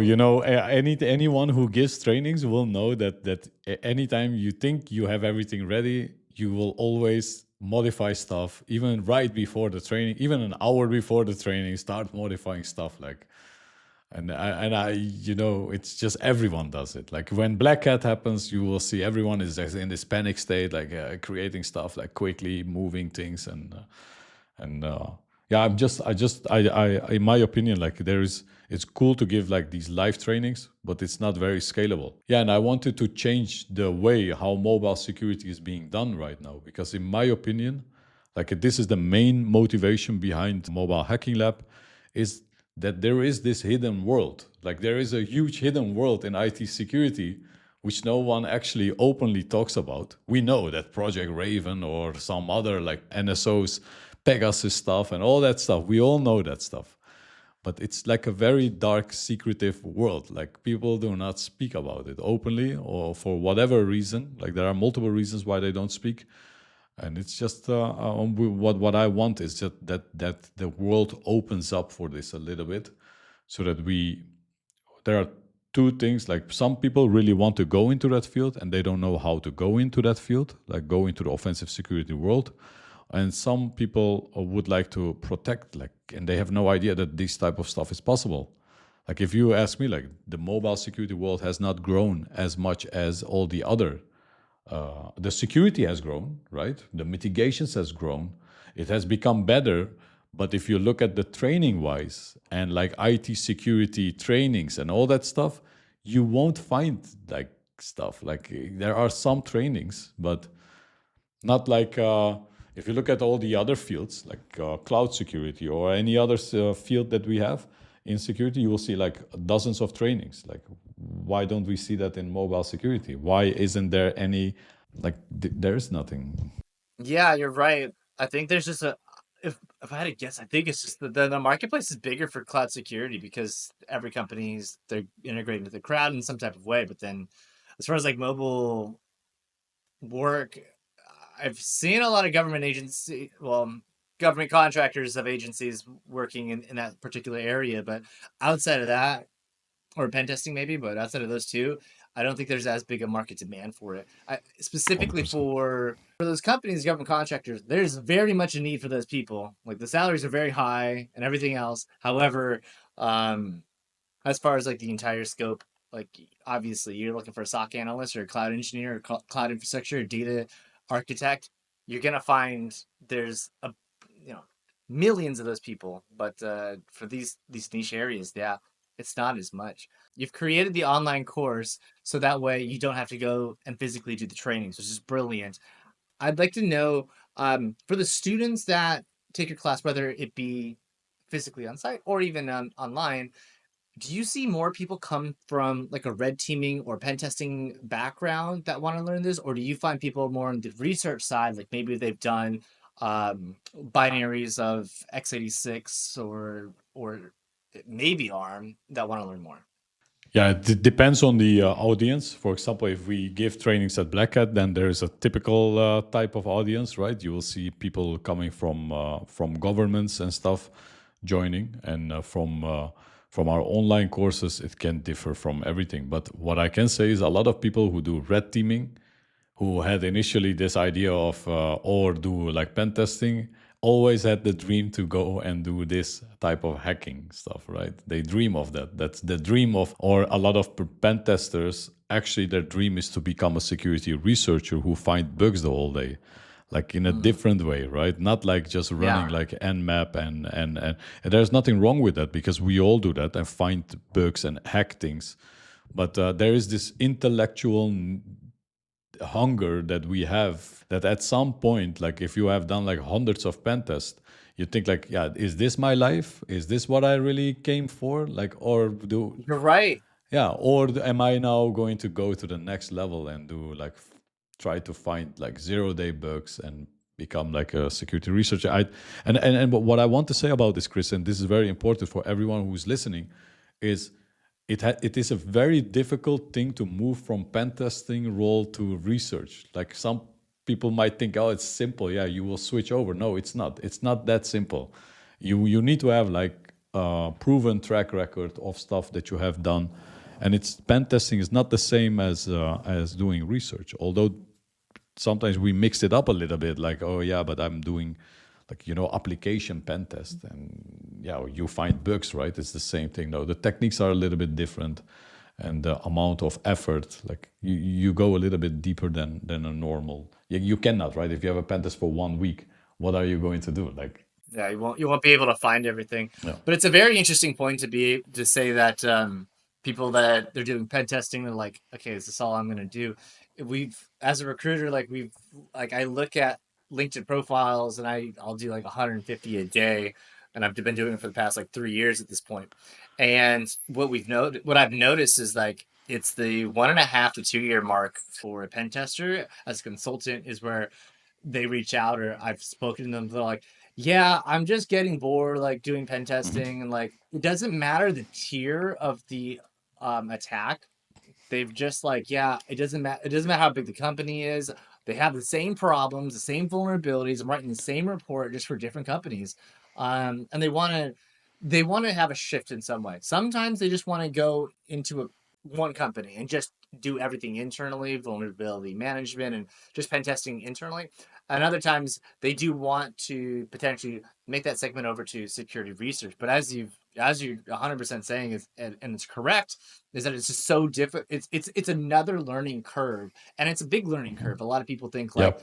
it'll be pretty easy because I have my tools, I know security, and while it is true, you do know security and you have your tools, you're gonna have to learn new security stuff. You're gonna have to learn like especially if you're taking apart binaries, right? If you don't know programming because you've been using tools the entire time, you're gonna have to learn just regular programming, object orientation, memory management, how the operating systems manage everything, and then assembly. If you as you go down, and then different disassemblers and decompilers, and then once you learn those how to use them, then you begin the process of trying to find the vulnerabilities, and then you have the history of vulnerability research. The times before we had ASLR, right?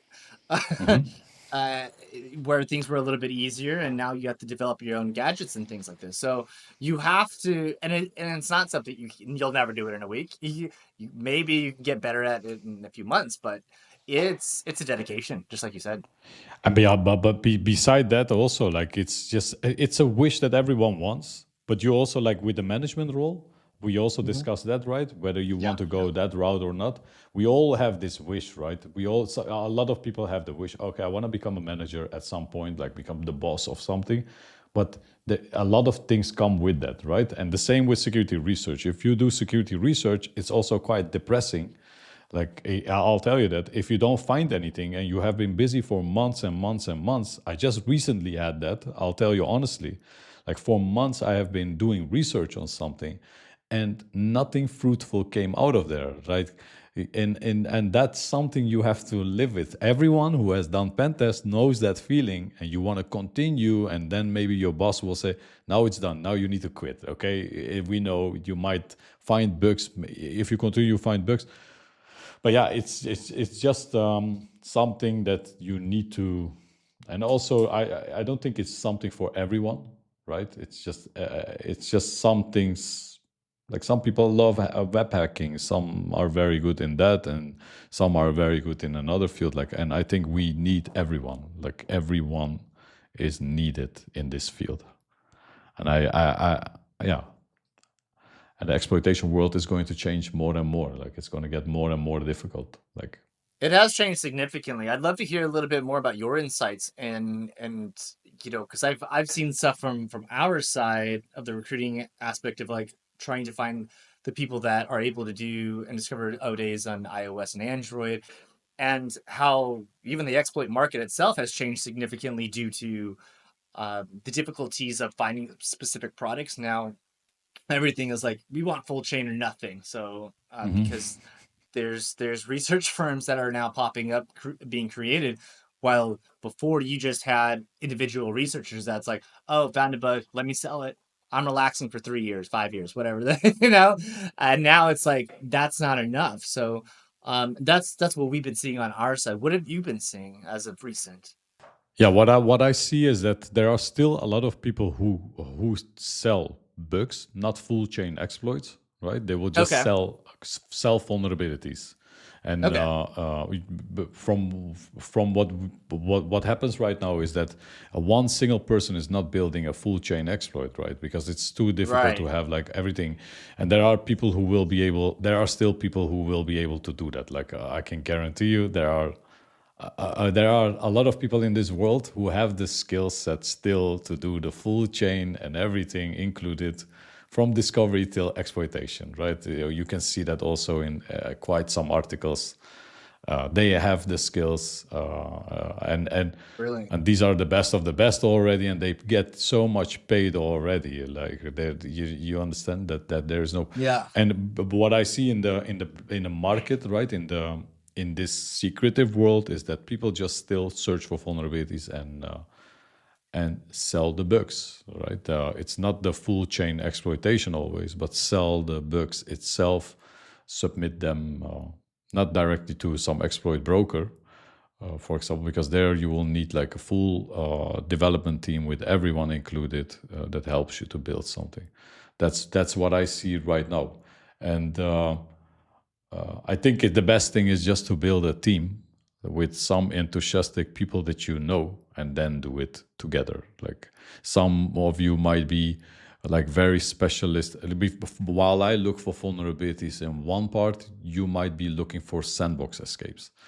Like and then we combine everything together. While you have found it, and after I found my stuff, we combine it together to achieve the full chain. Do you see like a potential of like siloing between different types of research firms where it's like this research firm is mobile sandbox and this research firm is a different sector and then they just work together as a three sector or three group? I haven't seen that, but I know there are some people who are very specialized. For example, sandbox escapes. Like that's becoming like a very hot topic and more a problem, right? Yeah. Like well, you will have like initial code execution is quite doable, right?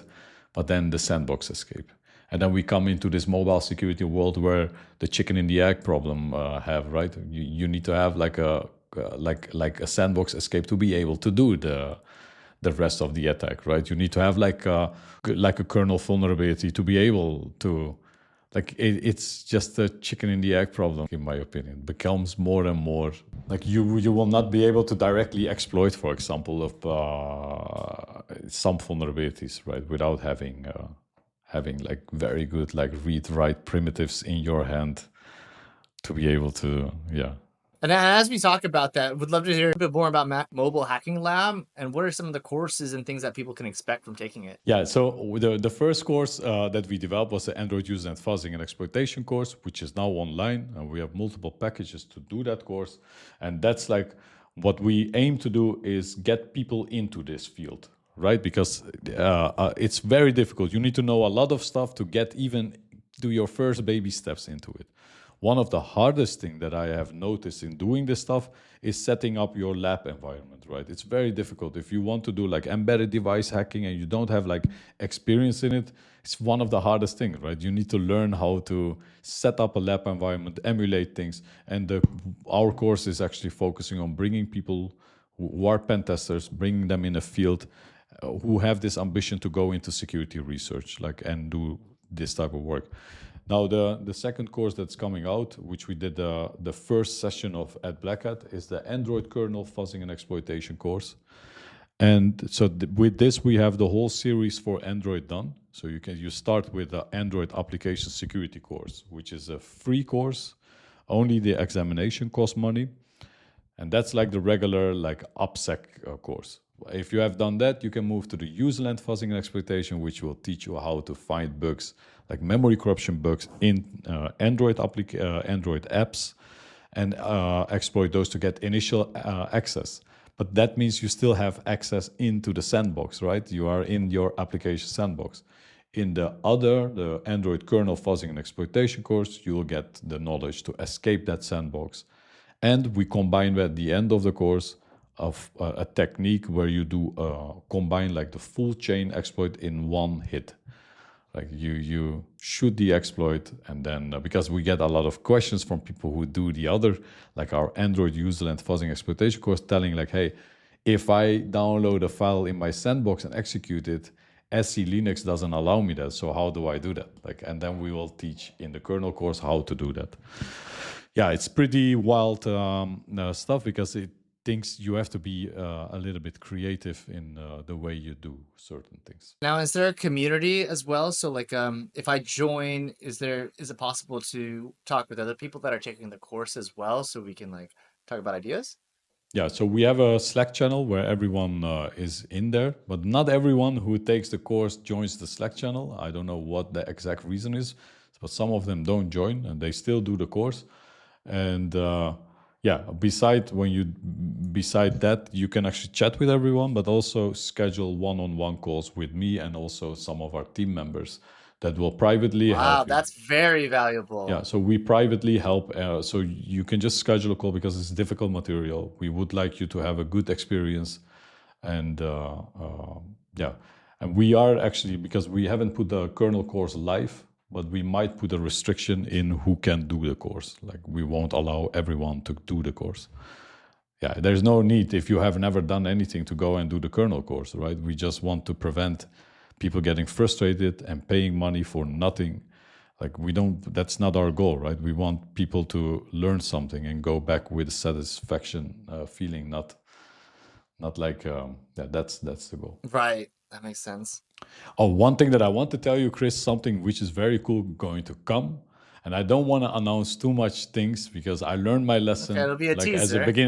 as a beginning entrepreneur guy, I announced a lot of things in the beginning, and I learned the hard way not to announce every time everything that I'm going to do.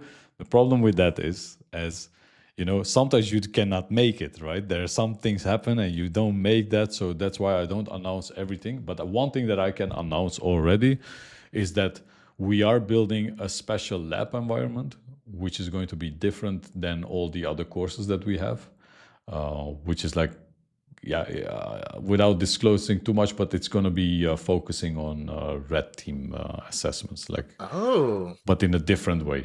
It's going to be a different thing. And once it's done, I can actually showcase you. We can do maybe another session together. I'll show you because I think that'd be great. I think you will like it. Yeah, that would be great. Maybe we can do like a live lab examples or something like that, and edit it all up and make it really smooth. That would be great. Yes. All right, great. And then I would like to know, you guys are utilizing a new popular product and tool to virtualize the Android environments, right? Yeah, we use Corellium for that, and the reason for that is we want to have this seamlessly integrated environment. And I know Corellium since the first training. Actually, I had quite some conversations before we started Mobile Hacking Lab. I think a year-long conversation with them about how, and I'm still very grateful and thankful that they have given me the opportunity actually to do this. Like, we had good talks about the stuff, and they helped us actually, right, when we do promotions and stuff. They actually helped also with promoting, also put them on their websites. So I think that's good, right? You help each other to become successful. Like if I'm successful, they are successful, and yeah, that's the goal. Yeah, definitely. Who you want to give a shout out to them or the people that you know? Definitely, I want to give shout out to Bill for sure. Like Bill, if you're listening, Bill, Amanda, and everyone who is at Corellium. These guys are amazing, and anyone who's looking to do like a real, like who's interested in using these type of devices, like I can definitely recommend, because it saves you so much time, right? To like imagine being it's just difficult to find like rooted devices or jailbroken, like jailbreaking devices becomes more and more difficult, right? And sometimes you need them right away. 100%. I can't imagine a world that we don't have like virtualization. I mean, I don't want to imagine a world without virtual machines to help us do our research, because everything prior to that, you had, having to have physical devices was such a slow process. So I think this is going to tremendously, exponentially speed up the time exponentially speed up how quickly we'll be producing more research as time goes on. So it's very exciting. Yeah, I agree. And you know what I think also, if we talk about these tooling, I think what Corellium just now did is they built something new, which is called Matrix. And I think for the people who do pen tests, maybe it's a good idea to have a look at that, because they built some new solution which does automated pen testing for some security engineers who or pen testers who do this type of work. That should speed up their work quite a lot. So that's. But we integrated there. We integrate Mobile Hacking Lab on purposely so that you don't have to struggle and don't get into trouble setting up the lab environment, because now everything is set up. You can quickly start doing your own work. Yeah. Yeah, that's a very interesting thing. Like setting up a lab environment, setting up anything, and installing dependencies. If you're new to researching, that's 90% of it. Once you get that done, then the 10%, then you start the journey. I totally agree with that. Yeah, my journey was very difficult in the beginning, because you need to find the right device and the right firmware, and then load them, and it's just very painful if you have never touched that kind of stuff. Like embedded systems are also like, if you thought know security and then you touch like embedded devices, then another world opens. It's like also with cloud security. If you have never touched cloud security and you thought like you were doing pen test, then go ahead, do a cloud pen test. Then you realize, oh shit, I don't know anything. Like it's very cool to see that. Like yeah, I always call them like the rabbit holes. And it's like, especially when I was learning reverse engineering, I'm like, okay, cool. Like I know a little bit about C, and then I'm like, oh damn, what's assembly? And it's just another rabbit hole. And then you learn about paging and everything. It's a rabbit hole and a rabbit hole, and there's almost no ending if you really want to keep going and growing. Yeah, nowadays the guys are now doing CPU research, right? The guys, Right. I think a lot of we have a DevCon group, and one of the guys is working at Google, and he's in our group, and he's like doing CPU research, like you understand, they search for bugs in microcontrollers, like in microcode. Like it's just unbelievable, like how far we are going nowadays. And we have to, because things become more and more secure, right? So we have to go deeper, and yeah. Just I respect all these like very heavy research, right? Like some people do, like I don't consider myself as on that, like that I do this extreme, like very hard research right now. It's also a time You don't thing. consider it? Are you? No, I do it. Like I wish I had the time to do it like full time the whole day, but that's not how life works. That's unfortunately that's. I mean, we could also talk about that, because I think we had a few conversations prior to this about just the other things and hobbies that we do outside of cybersecurity. Because a lot of people, especially if you're new, you're like, I love cybersecurity, I need to do this like 90 hours a day. Like you just want to keep doing, which is beautiful. But there's always some things where like you can spend other times relaxing or doing other types of things. You don't have to kill yourself to learn, right? Yeah, so one of the hardest things that I have experienced in my life, Chris, in the past, I could just learn and do a lot of learning and be very reckless nights long till the morning, just doing stuff. Nowadays, I'll tell you this, if I do too much work, I really get really depressed from it. And I think this is not new for people in cybersecurity. I get extremely depressed. Like I just need to do something else as well. Like in the past, like I could just do it like non-stop, like 24/7, not even like quickly going, eating and coming back. Like now I have to be careful with that. Like I noticed that I have to be careful, or else it will just cost more than it delivers me. Like that's. Do you think it's like around the research side where you're spending a lot of time trying to figure out a problem or a challenge, and because that problem's taking longer than maybe the initial time that you believe that you would solve it, that you like retreat back? Do you think Yeah, it's I something like think that or something else entirely? there are two things which I want to tell everyone in this who's listening, is that one thing that you need to take in mind, that is in consideration while going into this field, is that when you do research as a hobby, it's an whole other thing than when you have to do it for work. Once you do it Yes. for work, it's not that fun maybe anymore, So that's, yeah, it is because then you have to deliver in a couple of weeks some results, and that pressures you the whole time. Like, I need to find something, I need to find something. Right. And that's like this circle of like, I need to find something, and then it becomes more and more difficult because you get stressed.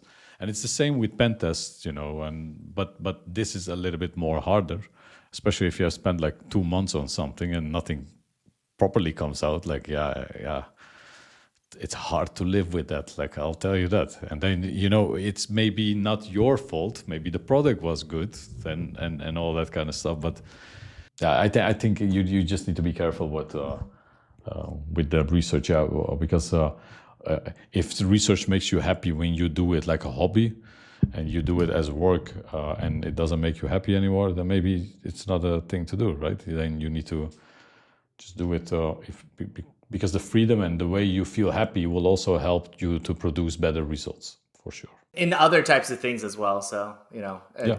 try it out. If you like it for a career, run with it. If you get tired or you're like getting depressed, maybe it's time to take a little step back and see, what are the things that you can do? Because it's not, and some researchers, people in general, they'll silo or learn something as a hobby, then they'll go into it as the job, and then they realize they don't really love it. It's one of those. It's like an age old. I heard this when I was really young. It's mechanics, when they come home from work, they don't work on their car. Yeah, exactly. Yeah. Because they're not passionate about it anymore. It's work for them in some cases. So, but in cybersecurity, it's the exact opposite. If you're doing vulnerability research and you're doing this for your job, you are also having to bring that work home with you, especially if you're working at home. So sometimes there's no division between the two. So it can be very, very costly on your own mental health. So yeah, and you see that in our field. A lot of people are dealing with mental health problems, right? That's why I think it's good that everyone knows that. You need to do other stuff as well. Take care of yourself. It's very important. This is not the life is not only about finding bugs. Trust me. Yeah, if it very was true. Yeah. Go ahead. If it was. No, if it was like 1990s or 2000s, then yeah, at that time it was easy. You could just pull up something. It would break when you pull it up. Yeah, exactly. That was the problem at that time. Yeah. Yeah, I don't know. It was more fun to do it that way, right? Now, Right. every thing comes with a new thing. This era comes with new things. You know what? I want to say this too, because I do also think it is probably, I don't want to say generational, but I think it's like an age thing as well, right? So like obviously we look back and say like, oh man, things were so easier back then. And then like the kids now are gonna be like, where they're our age, they're gonna say the same thing. They'll be like, "Oh man, it was so easy back in your day. Like, yeah, you guys only had OpenSSL, like, only asymmetric encryption. Like, the AIs weren't writing your encryption. Like, whatever." It's like, okay, right? You're totally right, 100%. Like, if I take a look back in 5 years ago, then I think already like that. Yeah, you're totally right. Yeah. Okay, excellent. One question I like to ask people just in general, whether it be on a podcast or just on the street even, is like, do you have any book recommendations? Any books that have helped you with life, or anything that's been really inspiring to you? Yes, I do have quite some books, actually. I read a lot of books. If you want, I'll pull up some of them here if you want to see the books. Yeah, actually. pull them up, show them up. Okay, Yeah, if you just want give to. me Yeah. a second. Yeah. I have some of the IT books here, but let me grab quick. Yeah, whatever books you want to bring up. I used to have a massive library of my books, but since I've been moving so often, it's not been coming with me. So my dream is, once I have that house and once we have our houses, to have that Beauty and the Beast library and just massive books. That's the dream. Get every hacker book and like get rare books too. I want to like have some, I don't know, printed copies that were like different, just fun stuff. Okay, I have some of the cool books that I want to showcase you guys.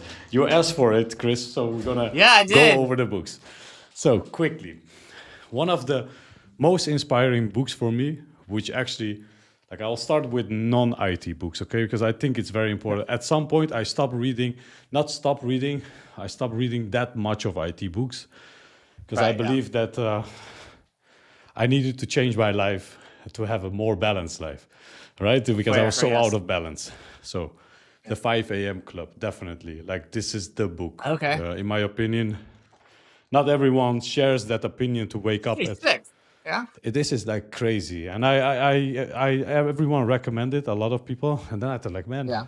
who cares about 5 a.m. Like I thought like that. Okay. Then one Yeah. of my Yeah. friends bought it like on my birthday. I received it in my mail, and I'll tell you this: this was a life-changing book. Like what they Okay. did to me, like it was unbelievable. Highly recommend anyone to read this book. Like it's unbelievable. The recent book last week I finished is this one, Outwitting the Devil. Napoleon. I read this book. This is a terrific book. Napoleon Hill. He's written. Was it Think and Grow Rich? But he's not very much known for outwitting the devil. But this. Have you finished this book? Yeah. I just recently, like I think a week ago, I finished it. It's just unbelievable good. Like It's it's just very good book. And I think this is for IT security people who want to achieve the best out of them. They should read this because it tells us about all the stuff that the devil does to keep us from our real potential. And I think one of the biggest thing that we have right now is getting stuck in and infotainment videos, right? Infotainment. I'll call them infotainment because You're lucky if the info part comes even into it. exactly. Right? Yeah, and they just keep us busy. Like not them, but like I talk like this is like big thing that keeps us. But you keep yourself busy, and that's like a devilish trick that keeps you busy with things that should not be busy. Right now, there are so many books that I can speak about, but right now, this is the book that I'm reading. No Power excuse. Self-Discipline, no Excuses by Brian Tracy. Yeah, no excuses from Brian Tracy. This is a very good book as well. Talks about business and life and how to stay disciplined in things. And to your luck, I just received this. Like this. New book. I just went downstairs and I saw this. So let's open it together like an unboxing. Okay. I know what's in there, but I think maybe your readers will be, or your listeners will be a little bit Jesus calling. Oh, Jesus Calling. All right. Are you Didn't expect religious? that, did you? I don't know. I don't know what I No, expected. no, I'm just saying, like, this is Jesus calling, and I just, since a couple of months, I'm just reading some stuff about, it's just a daily thing that's in there. I didn't start it, so I just today received it. It's like leather. And these are personal books, like personal self-development books. Obviously, I Yeah. recommend this. And another Yes. book that I really recommend right The now. Shell Code Hacker book. Yeah, and another book that I highly recommend for anyone who's doing research and want to learn about new exploit mitigations and stuff. It's The Continuous Arms Race. This is written by Per Larsen and Ahmad Reza Sadehi. But the cool part is this talks about code reuse attacks and defenses. And if you look at it, if you go over it, it's mainly about mitigations and bypasses of the new type of mitigations like control flow integrity, how to bypass control flow integrity, and many other stuff. I think it's packed with research papers in here. It's a quite expensive book. I highly recommend it. Another thing, obviously, Fuzzing Against the Machine from Eduardo and Antonio Napa. I just need to say this because, in my opinion, right now, if you want to learn fuzzing and like emulated fuzzing and that kind of stuff, this is the book you need to read. This one, I don't recommend anyone to go into directly because it's very heavy. That's it. And these are the books that definitely. I think reading is one of the most important habits that anyone can have. Any books you? Yeah, I'm just curious about you as well. Me. Oh, I have books. Yeah, I'll spend a few minutes talking about my reading journey even because when I started, I'm sensitive on time. When I started reading, We have the same upbringing in that, like, when I was in high school, it was my freshman year. My guidance counselor said, "Yeah, you're not going to college. Like, basically, give up." So I did. I gave up in high school. I was like, fine, whatever.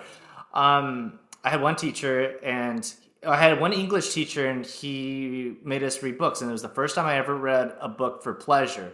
Then I started in college doing it a little bit more, but I got what I was cybersecurity.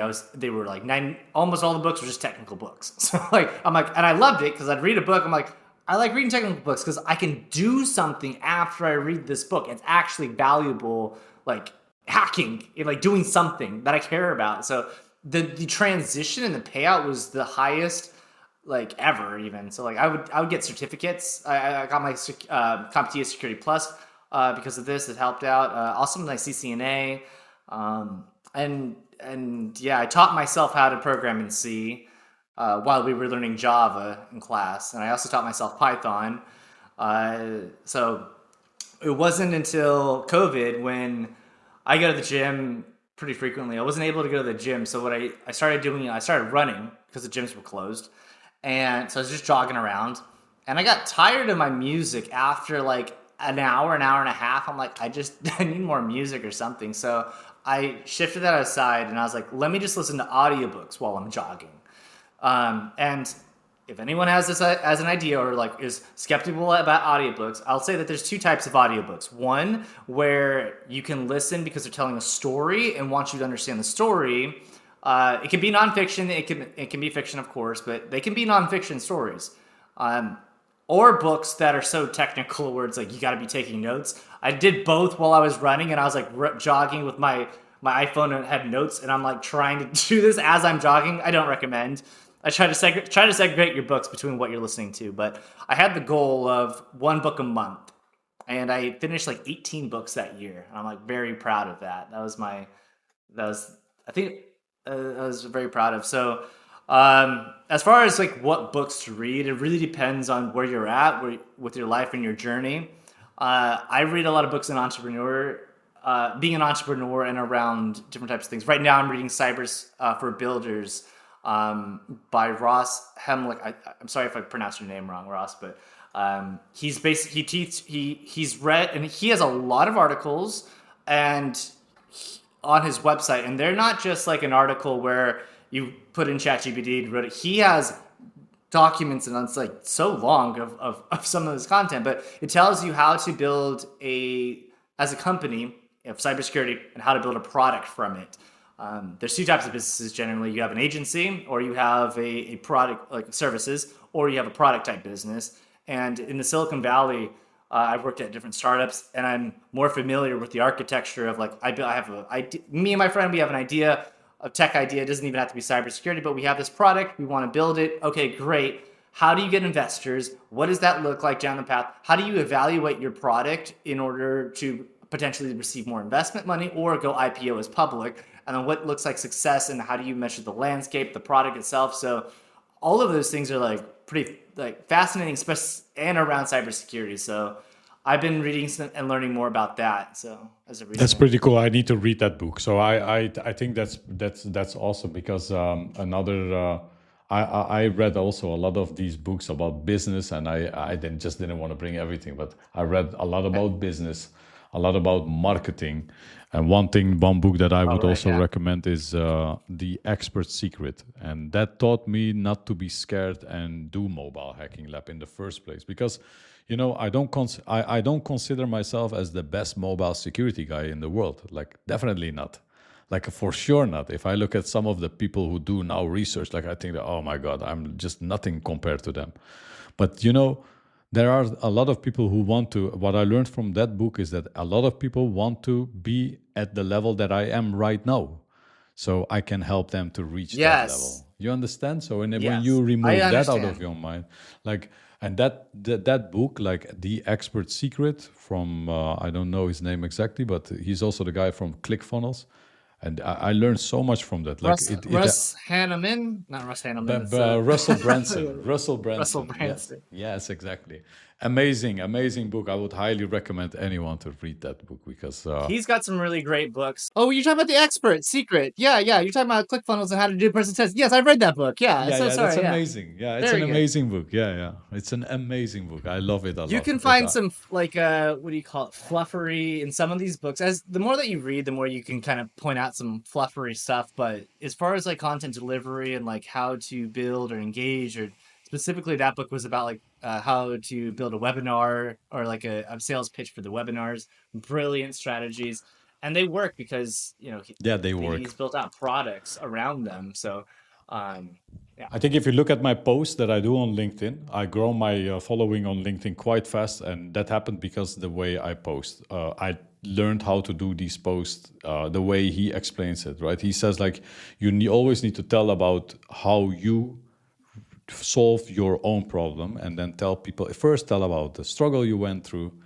and then how you solved it, and then say, hey, I solved it, so here are some things how you can solve it. For some reason, that structure works very good, like in everything. Yeah. We all want to solve our problems and learn how someone else does it. That's just, Yeah, and I also want to bring up like what you had just said about being able to create content or produce things even if you're not an expert, because like a lot of cybersecurity is like you're like learning and you're always feeling like there's that joke where it's like you either feel like a noob or a god, but like there's always a sense of like when you research or learn that there's other people out there that are very good at something, you kind of like retract and say like I can't create content or I can't make anything because I'm not as good as that guy, and it's always a point to somebody else. But it's very difficult to realize how far you've actually come and turn to see what you can provide and if it's worth your time to be able to provide it. I recommend people to start creating more content or getting more stuff out there, 100%. even if you're just one lesson ahead of the other person. Like it's still useful to see, and while doing so, show the struggle. I mean, everyone has something to add. That's for sure. Yes. Like everyone has a struggle, everyone has a life story, everyone has something, and maybe not everyone wants to share it. But I feel like I came in the past when I used to look at some of these cybersecurity influencers, I was thinking like, oh man, here you have that guy again. Like I was thinking like he's showing Nmap. Showing But Nmap. yeah, now I think like now I'm matured, and now I think like no, they are actually helping quite a lot of people. Like when you look at it, they're from doing the that stuff point I don't want to do. I don't want to show Nmap, but I want more people in the industry, right? Yeah. So I think if your goal is to help people, and even if you just share whatever you learn along your journey, that's also good. Like I think people should be. I agree 100%. I'm gonna mention a few of the books just because you asked. So I brought up I have an Excel spreadsheet of book reads. We're on like I have 127 on here. Some of them are read, some of them are on my to-do read, but here are the ones that are like must reads I have. So obviously you have like 7 Habits of Highly Successful People, Of course, by yeah. Stephen Covey, Napoleon Hill, Think and Grow Rich. These are like the basic ones. I like Rich Dad Poor Dad, Yeah. by Robert Kiyosaki.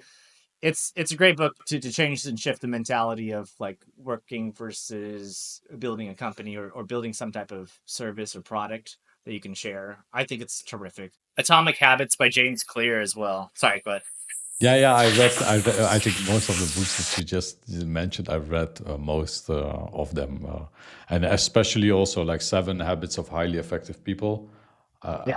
Just a unbelievable good book. Like it changes your mentality about like how you see people in the world in general, because you always think like, okay, like sometimes like you're like, okay, this is a win-lose scenario, I don't want to be the loser, but that's just a failed mentality in the long term. So what the biggest takeaway that I got from the book is think win-win. Win for you, win for them, win for society. And if you always attempt to do that approach first, then the rest of it will be a bit easier, because then you won't have to think win-lose to begin with and think of those potential strategies. yeah, 100%. Did you want to start wrapping this up? No, because I have another call. She's waiting. She's sending me messages. Yeah, of course. But, Okay. I loved it. I can speak with you for days, probably, like nonstop. That's yeah.